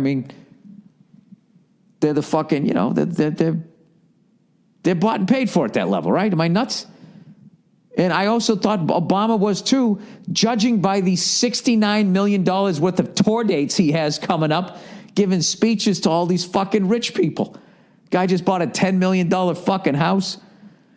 It's fucking unreal. And they don't say shit. All they do is show him playing highlight and fucking going kayaking and parasailing. Isn't he cool? I can't believe how cool he is. Anyways, by the way, Rolling Stone, is Trump the worst president ever? I haven't noticed. It's not like you haven't fucking written it. It's just I don't even read the fucking article. It's I understood your point of view the first 90 articles. There's so much other shit you could be writing about. You know what I mean? Good fucking Lord. Why can't you make fun of extreme liberals every once in a while? Throw me a fucking curveball. Something. Jesus Christ, I fucking need to go buy some fucking tampons here. Sorry, you know what happened? You know what the funny stopped was the fingerprinting of these fucking poor kids. These poor kids are going to college. They're getting all in fucking debt. All right? And these colleges are acting like they've adapted to how quickly the real world is changing. And I don't think they are. And that's why these kids are coming out. It's they're coming out with degrees in fucking, I don't know what, fucking churning butter, essentially. And then they can't find a fucking job. I don't know. I remember always reading up about all these fucking amazing musicians. They would go to Berkeley, and they would never the guys that went out seemed the guys that went out and did shit. They never finished. They were this whole being here. I got what I needed. Now I got to get the fuck out of here. And I'm not saying drop out of college, but I really feel if that voice is screaming in your head and you fucking have some good ideas, why take on the last year of debt? You know why? Because your parents want you to. I don't know. What, because Bill Gates dropped out if you drop out? I'm just saying. What the fuck I ended up doing? I didn't need to go to college. I had all that student loan, all that debt. And I left, and I immediately went down to a comedy club and started doing shit jokes.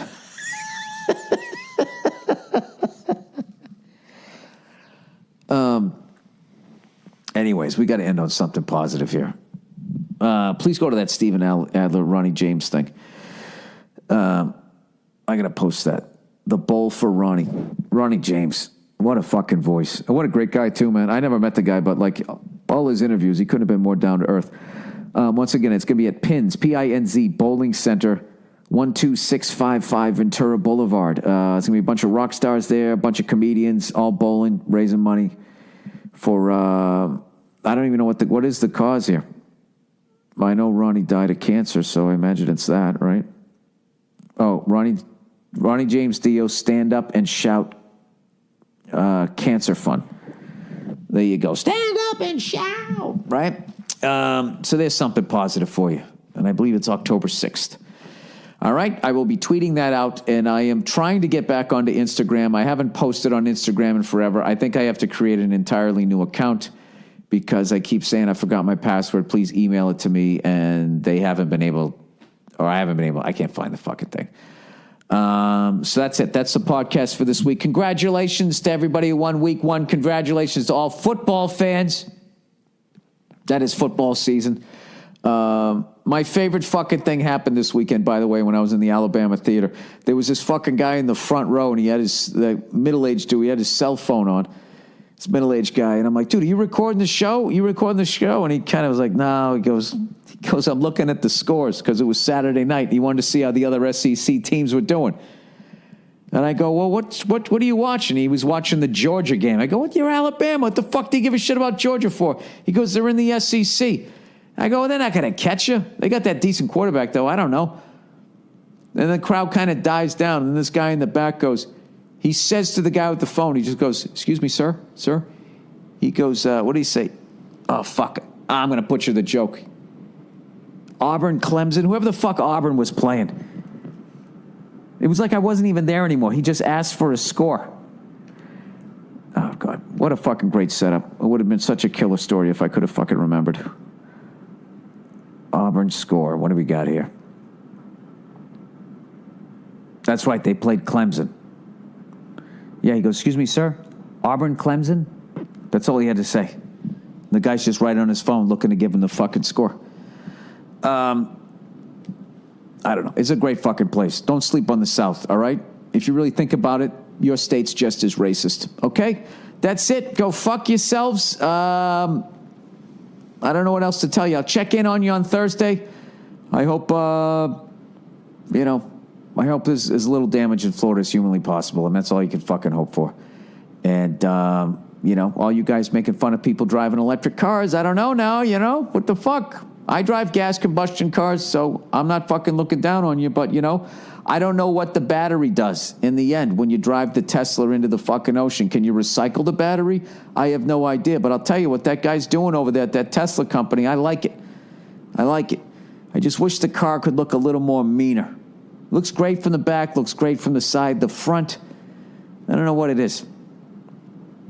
Just can't quite get into it, but I know it's a fucking amazing car, but the SUV's fucking cool, huh?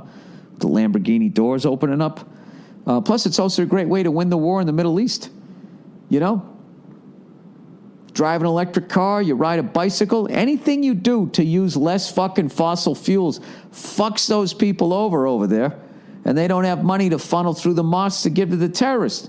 And there you go. And then all of a sudden, old Jimmy Crack Corn's out of fireworks, right? Oh, I just solved the Middle Eastern problem. Or the Middle East problem, not Middle Eastern. I don't have problems with Middle Eastern people. And this is why I don't hold office. All right, go fuck yourselves, people. I'll talk to you on Thursday. What's up, everybody, and welcome back to the Anything Better podcast. Really the best best NFL podcast out there with me, Paul Bursey, Bill Burr. We got Jake the Snake with the injury report, as always, coming in clearer than ever, ladies, so you're going to like that. And, of course, Andrew Themlis out there, the Beverly Hills Kid. Guys, what can I say for 2 weeks in a row, Bill? I mean, 2 years in a row. 2 years in a row, week 1, 0-4. I mean, guys, just don't listen to me till week 2 or 3. I mean, it is bad. No, mid-October, Paul. Mid-October. Mid-October, you start turning it around. Jeez. Well, I'm old Billy win some, lose some. I went 0-3-1. I thought I was going to go 0-4 watching that Bills-Ravens game. Oh, dude, what a game you got at the last second. You got that. That was great. Yeah.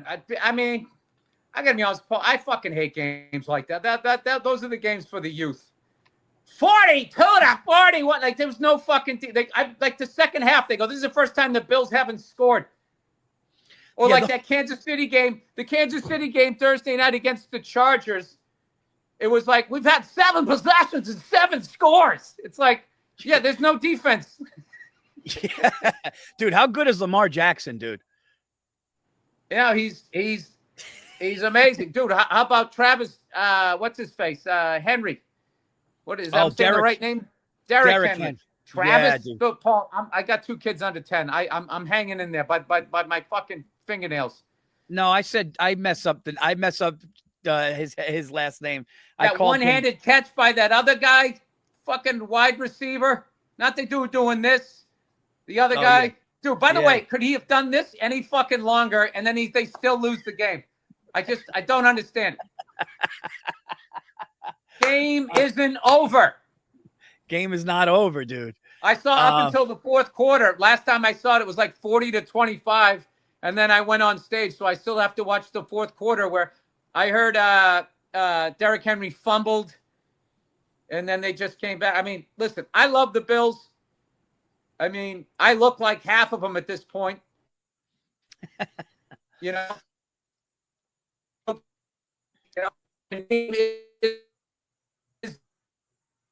The Bills. They're literally.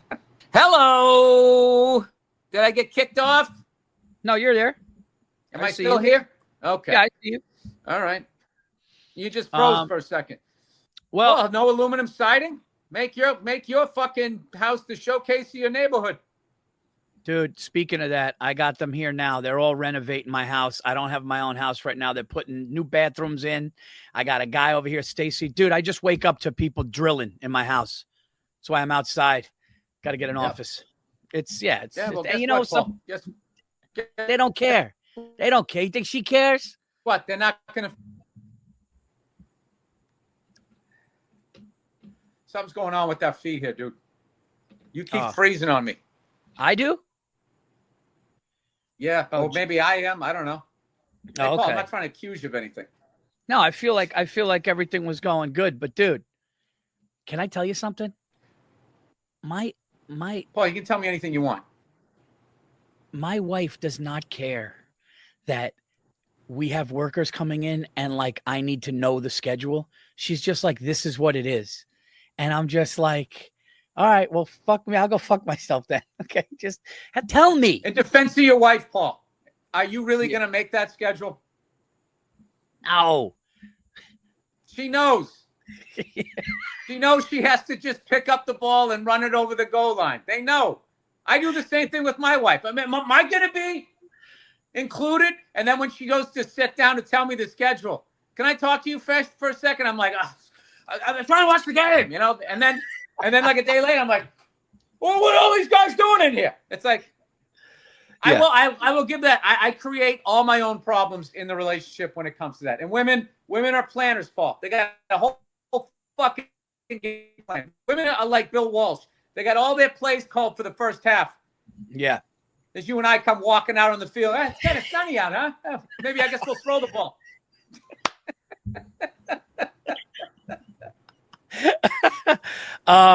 Dude, speaking of going back to football, did you see JJ McCarthy? Shout out to JJ McCarthy, the new quarterback for the Minnesota Vikings. He did what you said was the kiss of death as a rookie in his first NFL game ever. Throws a pick six to the division rival Bears. It's looking bad. And then, dude, the kid got it together and came back and won the game, which is a really good sign for a young quarterback. So the Vikings may have a game. Yeah, that's huge. When I was a kid, Paul, if you threw a pick six, you had like an 80% chance of losing a game. Not anymore. Game is never over. No. It's become baseball. Yes. Until you get that final out. It's like it's purely for entertainment purposes. And if you love offense, they have a league for you. I miss it, Paul. I miss the hitting. I miss the dominating defenses. And I just, I don't. All right, ready? It's mad. It's mad. I don't want to like shit all over the league. All right. I do this every fucking year. Let's just, top 3 defenses you've ever seen in your lifetime.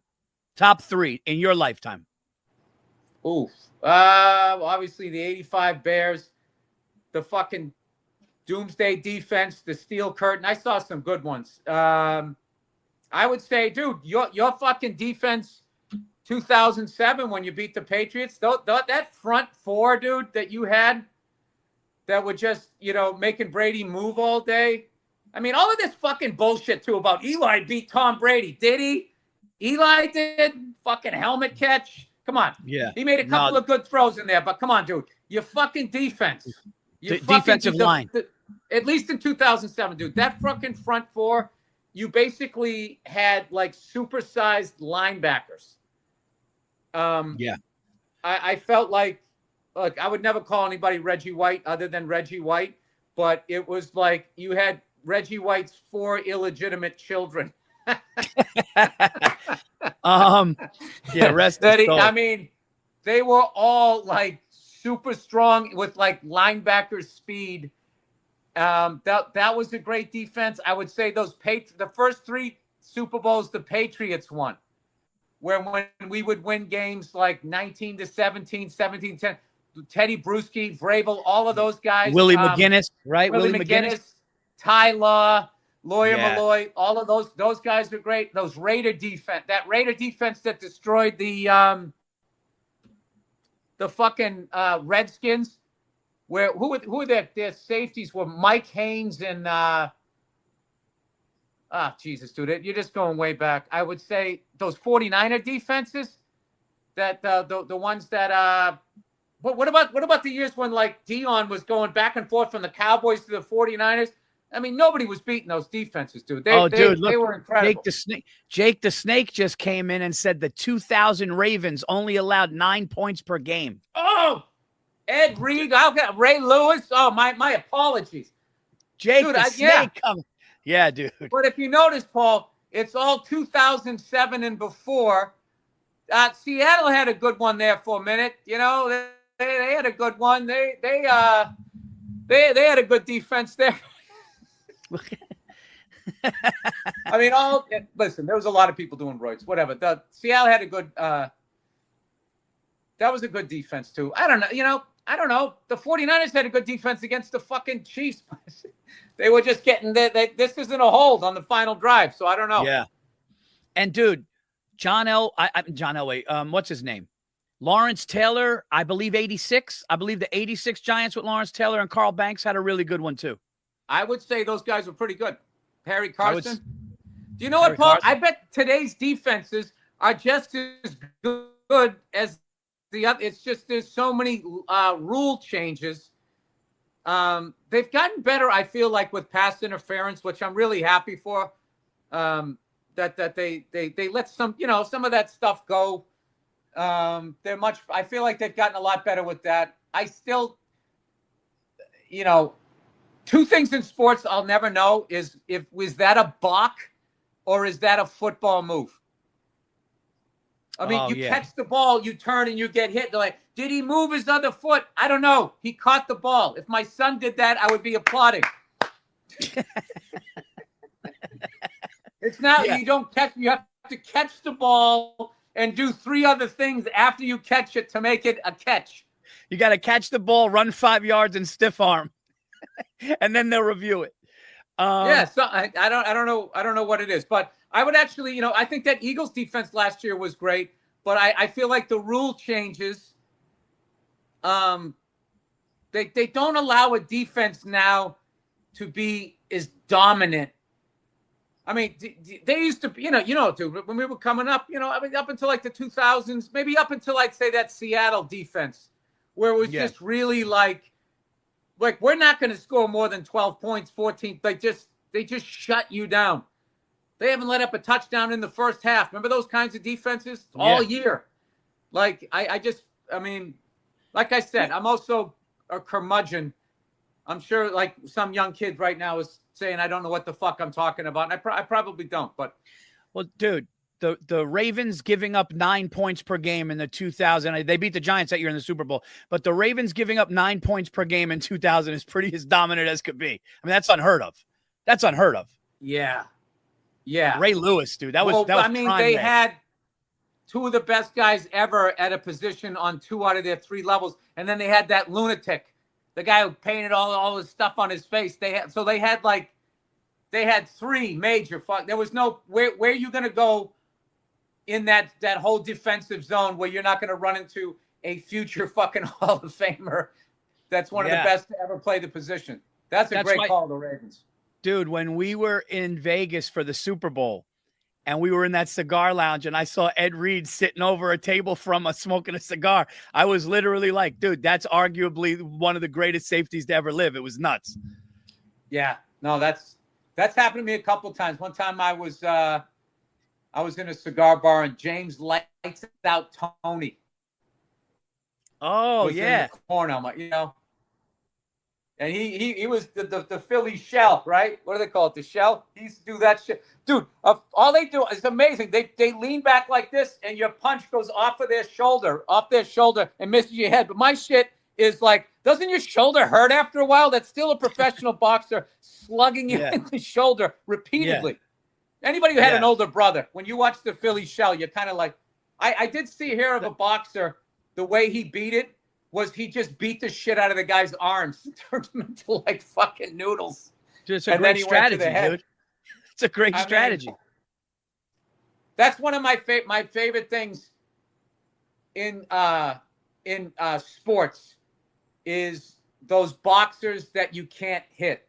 It is mind-boggling that you can be that fast, that a professional boxer, like standing right here in front of you, just going off, and you're doing all of this stuff. It's just like, how?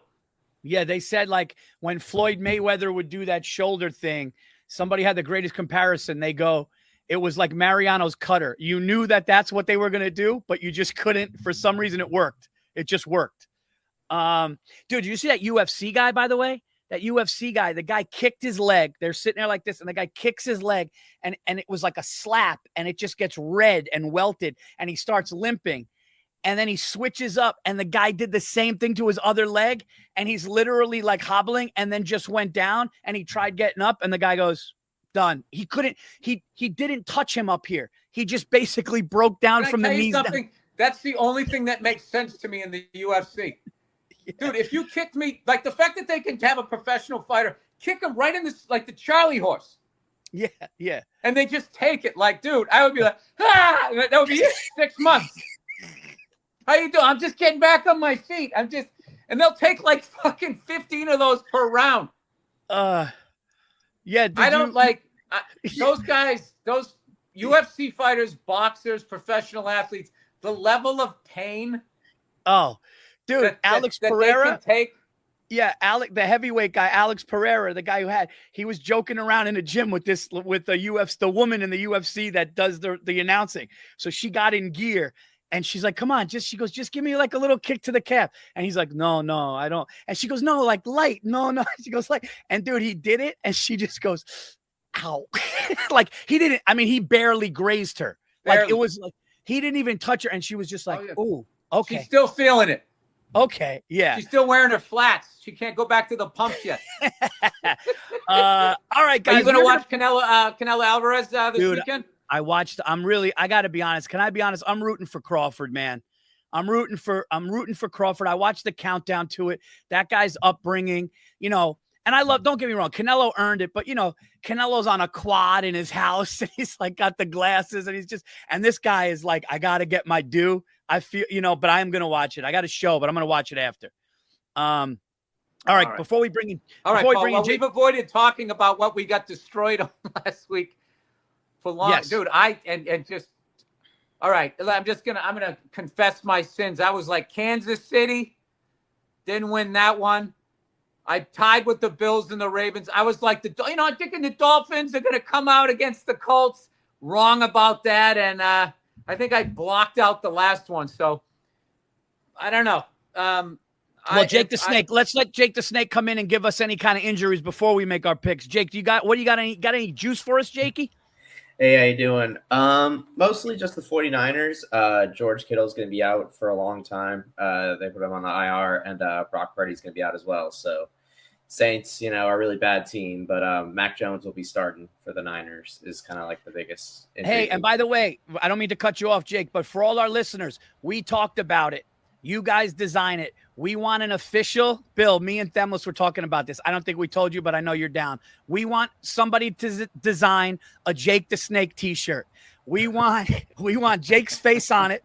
We want Jake's face on it. It's got to say Jake the Snake. If we have fans to design it, we will get it made, but we have to get a Jake the Snake anything better t-shirt. We have to do it. The fact that Jake the Snake is not up in one of those NFL booths with the headsets on, talking to somebody down the field. I mean, that's what we had to lock. We had to give him the franchise tag to keep him on the podcast. The man knows the game. He's got a TV outside. He's been watching game film all week. He got some color on his face. I'm telling you, Jake the Snake. He saw we put our money where our mouth is. And that this franchise believes in him, and now he's bringing it. He's fucking bringing it. What I love is that he got the haircut and the tan, and he goes, "We're starting the season right." And he got 3 wins, and he starts 3-1. 3-1, yeah. Well, you guys got screwed on that Denver game. I mean, my goodness, Denver game what was that? For those that don't know, Paul with a pretty face, he's the brains. All right, so Jake, all we got to worry about Brock Purdy out, but they're playing the Saints. So that's it, right? Yeah, pretty much. Everyone seems to be relatively healthy right now. At least those are like the major injuries, for like the stars. But yeah, those something to think about for sure. There was something I wanted to ask you guys about the Bills game. Actually, I don't know if you saw this, but the Bills cut the lead they cut the lead to 7, and then they kicked. So they had made the extra point, but there was a penalty. So it moved them up to the 1-yard line, so they decided to go for 2 and didn't get it. And this is the middle of the third quarter. So they were just chasing those points the entire game. They went for 2 more times, didn't get it. They were down 2, what should have been the tie. So I don't know. What do you guys think of that philosophy to go for 2? I saw a lot of teams this week go for 2 and not get it for a lot of times. Like I saw a lot of missed 2-point conversions. You know me, dude. I say take the point. Until you mathematically have to go for 2, in my opinion, I think you got to kick the extra point. That's just, I've always felt that way. My opinion is it takes you 3 to 4 downs to catch it, to get a touchdown, to score a touchdown. You go for a 2-point conversion. You have to score another touchdown. You have 1 try at it. For some reason, because it's only 2 points, people, they get this in their head like it's this foregone conclusion. And I don't know.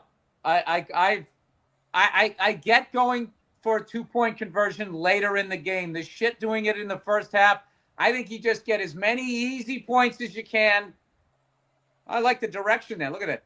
As many easy points as you can. And then in the end, if you're in a situation looking at the clock, how many more possessions you're going to get, then you do it. But like this whole fucking World Series of Poker, he's going all in. Here comes the river. 7 minutes into the game is stupid.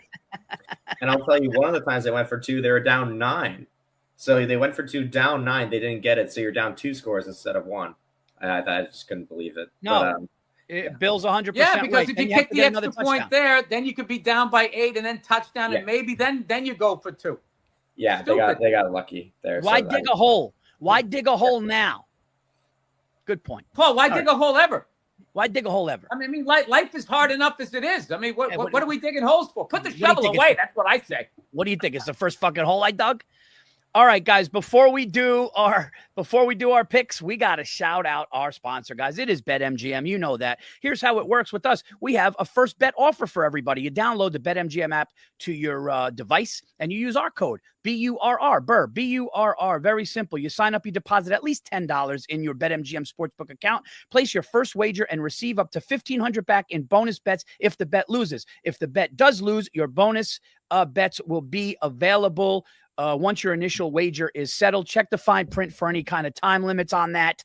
But yeah, you're not getting cash. You're just getting bonus bets. And also, we have a first touchdown. So, for example, if you like Derrick Henry to score the first touchdown, what you do is you put that player, you bet the player to do that straight up, scoring first touchdown of the game. If your player scores the first touchdown, win your wager as normal. If the player scores the second touchdown, you'll get your stake back in cash.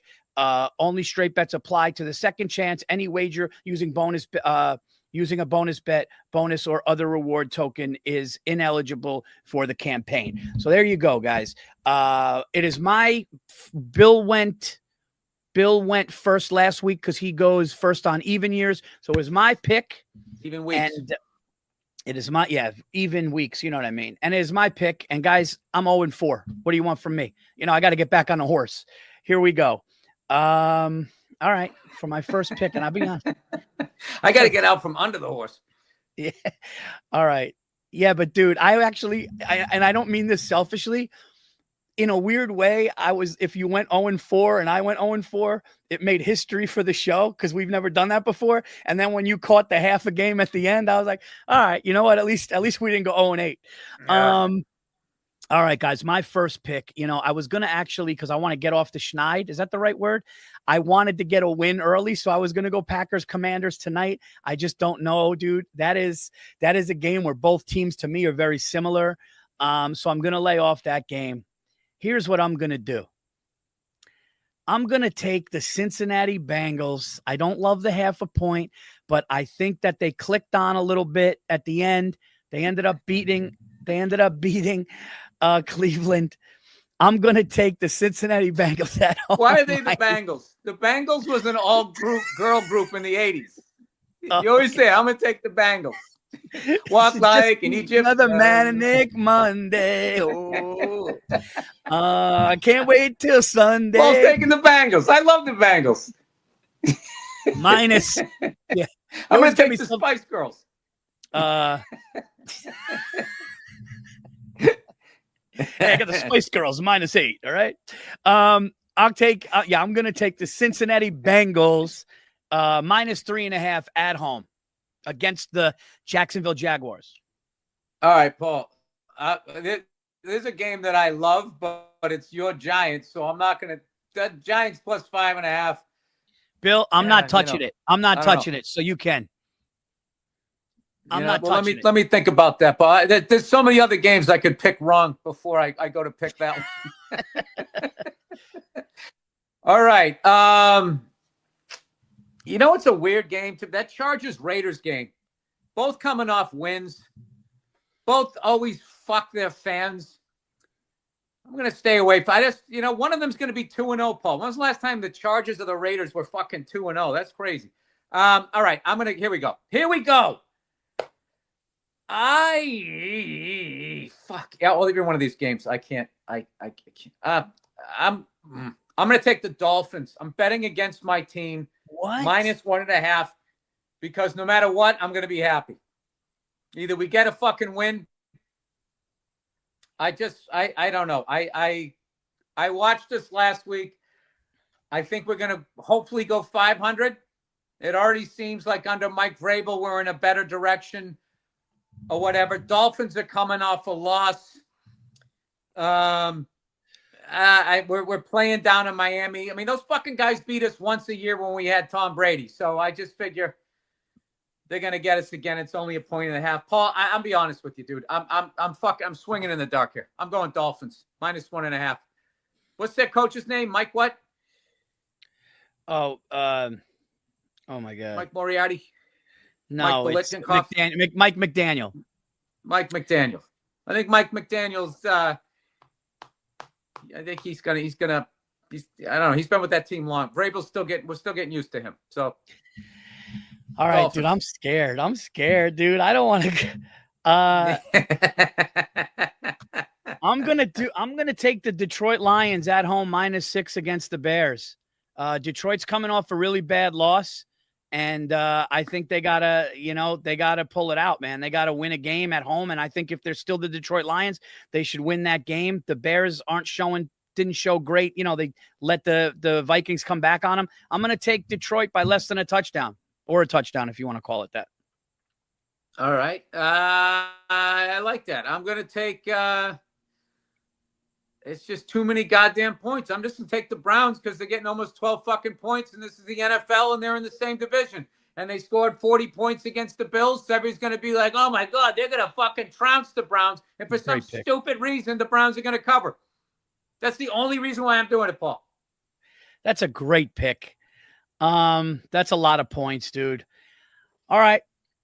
One of the most lopsided victories in history. Boy, the Ravens really figured something out. 45-3. I think they were really upset with themselves last week, and they came out and they wanted to make a statement. Nothing is worse than when a game is out of Bill hand. Burr has his head between his knees crying. Isn't it the worst when it's over? Dude, I remember. No, you know what the worst is? Is betting on the Kansas City Chiefs and they lose. And I got to watch their tippy-toe dinking dunking down the fucking field and they still don't win. That's the worst. I might take them, but dude, I remember 2 years ago, Ari Shafir goes, hey, you want to come with me and Renazizi to a Giants opener against the Cowboys? I'm like, yeah. Yes. And like Renazizi, I was like, dude, I'm going to get a grill. I go to Dick's Sporting Goods. I get a grill. Renazizi's like, I'm bringing a tent. Everyone had a list. We get there 5 hours early. We have the greatest time in this parking lot for 5 hours, dude. It was 31-0 Cowboys by the second quarter. It ended up being 41-0. It was over. Oh my God. Dude, it was like when we went to TCU, Georgia. It was, or was it TCU? It was just. No, it couldn't have been like that. It couldn't have been like that because we were also getting rained on in a fucking stadium that sort of has a roof, but not on the sides. And we were way up there. It actually was drizzling. It was raining sideways. Yeah. And their entire, our backside was soaked. You know what it is? It's one of those things where it happens so quick, you're delusional. You're like, all right, this first quarter, dude. First quarter, you get 2 touchdowns right back. Right back. That's what we were doing at the scoring all their points early, Paul. They're going to come back. Dude, the defense figured something out. You know, when a good stop? No, they figured it out. Here we go. Here we go. 3 and out. Fuck.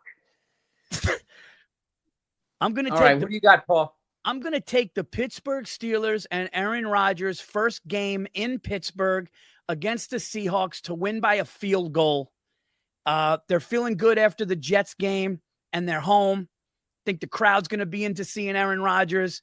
Seahawks got Sam Darnold. I'll take the better quarterback and the better coach. I'm taking Pittsburgh against Seattle -3. All right. I'm going to take the Commanders tonight, getting 3 points against the Packers. Just because I like this game, and I also like the Commanders, man. I like the direction that they're going in. They're a fun team, and I'm really happy for Washington Commander fans. They've been suffering a long time. I don't think, I don't know. I know the Packers are stacked, but they're in Lambeau. Once again, it doesn't make any sense. You figure the Packers will easily cover it, and I'm going to go with the Commanders, Paul. I don't even have a logical reason. I just want to watch the game tonight. I'm giving myself a reason to watch. By the way, dude. Oh, fuck. Is this going to be one of those Amazon ones and I got to fucking go through 52 portholes to turn on? When I was a kid, you just turned on the game and they didn't play Thursday. No,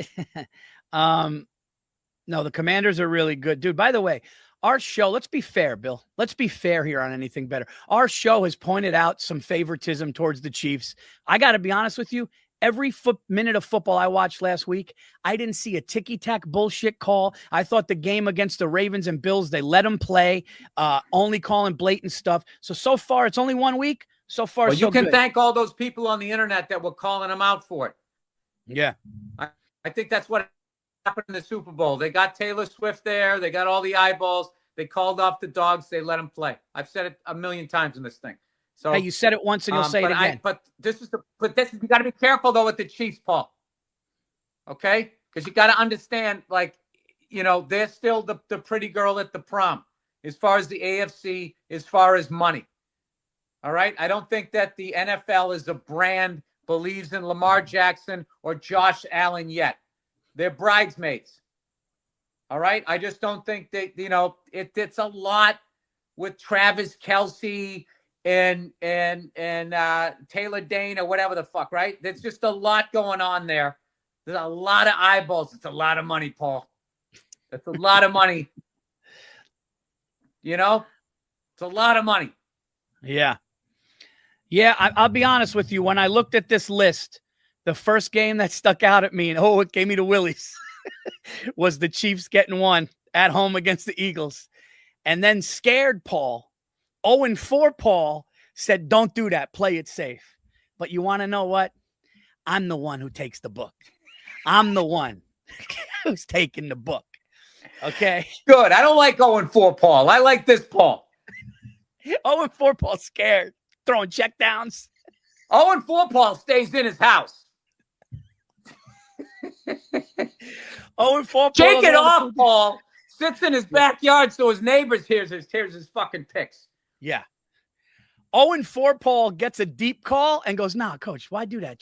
Let's just dunk it down. Let's get some yards. But 4-0 Paul goes, we're going deep. 0-4 right. Paul says, I have to get up early tomorrow. I shouldn't drink this.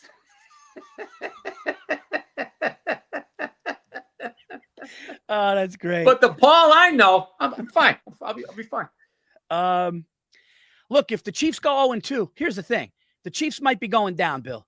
The era might be ending. And if the era is ending, they're going to lose this game to the team that humiliated them in the Super Bowl at home in week 2. I'm going to do it.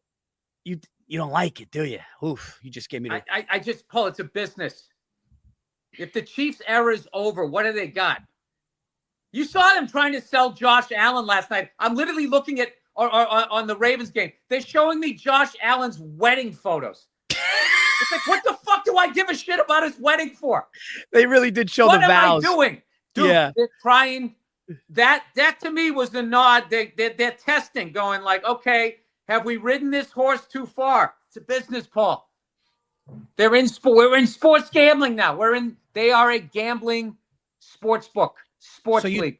You think if okay, Bill, if Pat Mahomes is a horse, are they taking him in the backyard with the rifle? I would have to see the analytics on how football fans reacted to Josh Allen's wedding photos during the Bills-Ravens game to see if they are ready to walk away from Travis Kelce and fucking Madonna, Lady Gaga. I just picture a fat bearded football fan. I just picture a fat bearded football fan holding a beer, going, "It's a beautiful picture, though. Let's be honest. It's a nice wedding. It's a nice outfit." I was gonna root against the Bills tonight, but when I know the quarterback of the other team has truly found love, it's really hard for me. Paul, some things are bigger than the game.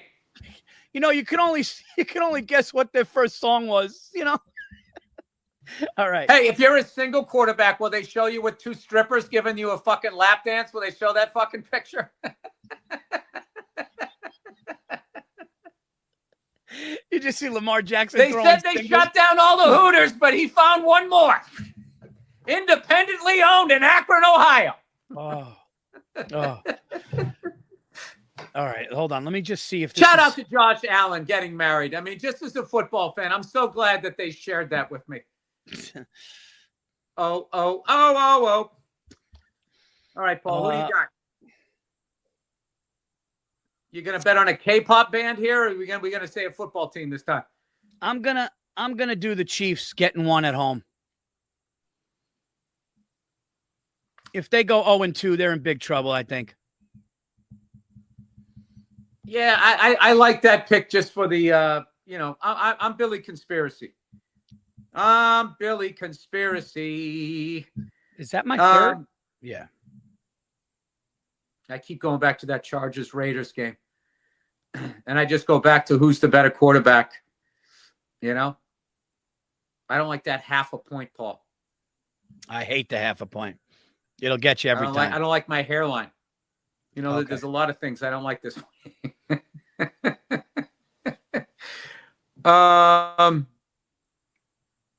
Steelers at home, -3. I don't like that one. Paul, I'm just swinging in the dark here. I'm just betting on games I want to watch. The Bills and the Jets.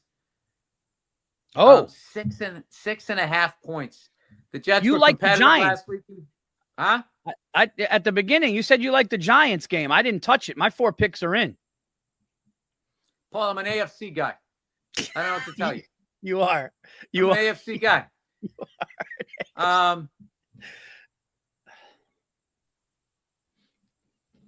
are. Dude, fuck. I'm gonna go.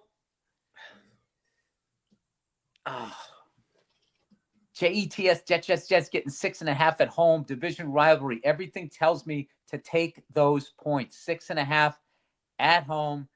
Bills coming back from a wild run. I'm gonna take the Jets. Ooh, I like it. This is how much confidence I have in that. That's what makes this show so fun. When you take the Jets and the points, that's the meme. That's great. Oh, somebody's got to make that meme. By the way, I feel like I'm going to watch a fun game. I love the Bills. They're just a fun team to watch. I love watching the Ravens. I like watching the Eagles. Those are all fun. There's a lot of fun teams out there. Dude, how are me and you friends? Me and you are opposite in you're AFC, I'm NFC, you're Boston, I'm New York, you're light skin, I'm a little darker. The overlap is we're both degenerates. Yeah. Paul, we don't read. We put way works. too much importance on sports. Yeah. Like we talk about sports the way people talk about politics. No, we've had discussions on sports that you would think was like we were solving the world's problem. No, if you graph the audio and you had to guess, is this 2 people talking about the Gaza Strip? Or are these 2 guys talking about the tuck rule? Dude, we've had discussions about quarterbacks on the phone like they're in the war room in the Pentagon. One of the loudest I yelled in a decade was we were talking about middleweight boxing champions in the 1980s. Oh God. Yep. I remember. Are you going to watch Canelo Crawford this Saturday night? Yeah. 2 of the last Mohegans, dude. Those are 2 of the last great boxers. And then boxing. Hey, then it's rough for boxing. Hey, after that, boxing might be. Well, what about the lock, stock, and 4 smoking barrels? That fucking guy. Tyson, what's his face? Isn't he? He's good for the sport, right? Oh, dude, are you talking about Tyson Fury? Yeah, I know he lost, but is he? No, but I think he's old though, dude. Like, I don't think there's like Canelo and this guy were the last guys that like nobody could beat and good. I don't know. I mean, I'm sure there's some young guns coming up, but and they hired your boy there. Boxing hired your boy there to save it. Your boy Dana White over there. He's kind of he's the new boxing. That's not a conflict of interest. Like the UFC destroyed boxing. No, dude. If you watch Countdown to Canelo Crawford, Dana White is a big part of it, and he goes, I grew up loving boxing more than anything, and he goes, and it just went horrible. He's like the best guys. Dana, I think he did box. I think he boxed it. Well, yeah. What happened was a couple of those promoters and then the independent things, and it got all fucked up. And then you had there was 5 middleweight champions, the 3 of them. Then you had to try to unify the title. Yeah. And then they created 58 different divisions. So everybody had a title. So everything was like a title fight. And then a title fight was a big deal. And then the best guy. Yeah. And then the best guy didn't have to fight the next best contender in boxing, which the UFC, you have to, or you lose it. You'll lose the belt if you don't. Where in boxing, they could be like, nah, he's on steroids, but he doesn't want to lose. Shit like that. Well, I'll be honest with you. I think, if you're going to bring it back, that's Dana White's the guy to do it. It's like, absolutely. That's right in his wheelhouse. And it's also great if you get a guy that knows how to run that stuff and he also has a passion and he loves boxing. It would be, boxing before Don King and all of those guys fucked it up. It was like some of the fighters out there and some of the fights that you saw were just incredible. It's been too long. It's been, yeah. Mickey Ward and Arturo Gotti, rest his soul. Those fights were great. Like, I'm going back to John the Beast Mugabe, Alexis Arguello. Julio Cesar Chavez, like those, dude, even Oscar De La Hoya, like when he was a kid, like when he was like 21, 22, like those guys were, dude, Manny Michael Pacquiao. Nunn, Michael I remember Dokes. Remember Pernell Whitaker? Sweet Pea, rest his soul. Yeah, dude. Floyd Mayweather Jr. and Manny Pacquiao fought 9 years later than their prime. It's like a guy like Dana White doesn't allow that, so I like that he's coming in there. Yeah. All right. Well, we got a Monday night special, right? What do we got, Andrew? Chargers and Raiders. Oof. Oh, Bill. I mean, Raiders coming off a win. Going home. Their fans are excited. Tom Brady's what do the Raiders do? What do the Raiders do consistently when their fans get excited? I mean, I don't know, put on a Darth Vader helmet? No, they fuck their fans. Both of these teams fuck their fans consistently. Oh, we got two. Hold on. We got breaking news here. Jake the Snake coming in saying we got 2 Monday night games. We got the Bucks with Baker Mayfield playing the Texans with a lower line. And then we got another rivalry with the Chargers and Raiders. Dude, by the way. I got to be honest with you. The Buccaneers and the Texans, that's like they play in the DMZ of football for me. I don't know anything about the NFC South. I don't know what's going on down there. They got your boy Baker. Do you know what I know about the Houston Texans? Paul Wall is from Houston. Paul Wall. Megan the Stallion. I'm going to tell you what. You called it last year. You were right. We both called it, but we know. Jim Harbaugh in his second year. He got a big win against the Chiefs. Justin Herbert looked amazing. You know, I love Justin Herbert. I tell you, if I can stay healthy, Paul. I like the Chargers. I do too. Take the Chargers money line. We own the Raiders. Oh, that's gotta be a leg. Look at Jake the Snake coming in. Whoa. What do you do with his head? Whoa. Look at that. He shoots him in the foot. He tells him to go fuck himself. Good on you. Good on you, Jake. Don't take no shit off nobody. All right. Tom Brady, you going to take that? What's the world coming to? He's not playing. He's maniac? Not playing.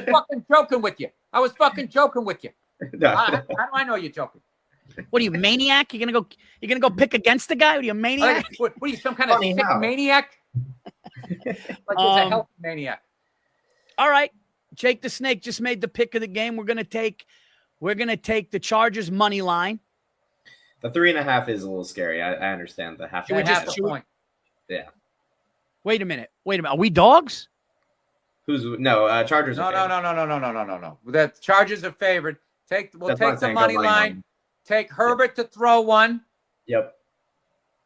So there's 2. How about this? What if we do? Can we just do? Is this possible to do Chargers money line, Herbert to throw 2, and we leave it at that? It's not bad. Or is that too much? Could go Bowers over receiving yards. He's incredible. So I mean, it's not a bad one for the Jake the Snake. It's your team. It's your team. And listen, this is your second year. You're not a rookie anymore. You get a say in this. That's right. Well, I mean, if you want to throw in something from the Bucks Texans, you could do that as well. But I mean, or we could just keep it to one game, whatever you guys are feeling, because it is your Monday Night Special. And by the way, you forgot to mention the last week's Monday Night Special hit. So congrats to all the listeners that took it. Dude, we're 1 for 1. That's right. So we might have not won again. Paul, something had to hit for us last week. I was just gonna say we didn't have a win in the winning column, but we got 7-1, but we won you motherfuckers some money on Monday. We lost our shirts.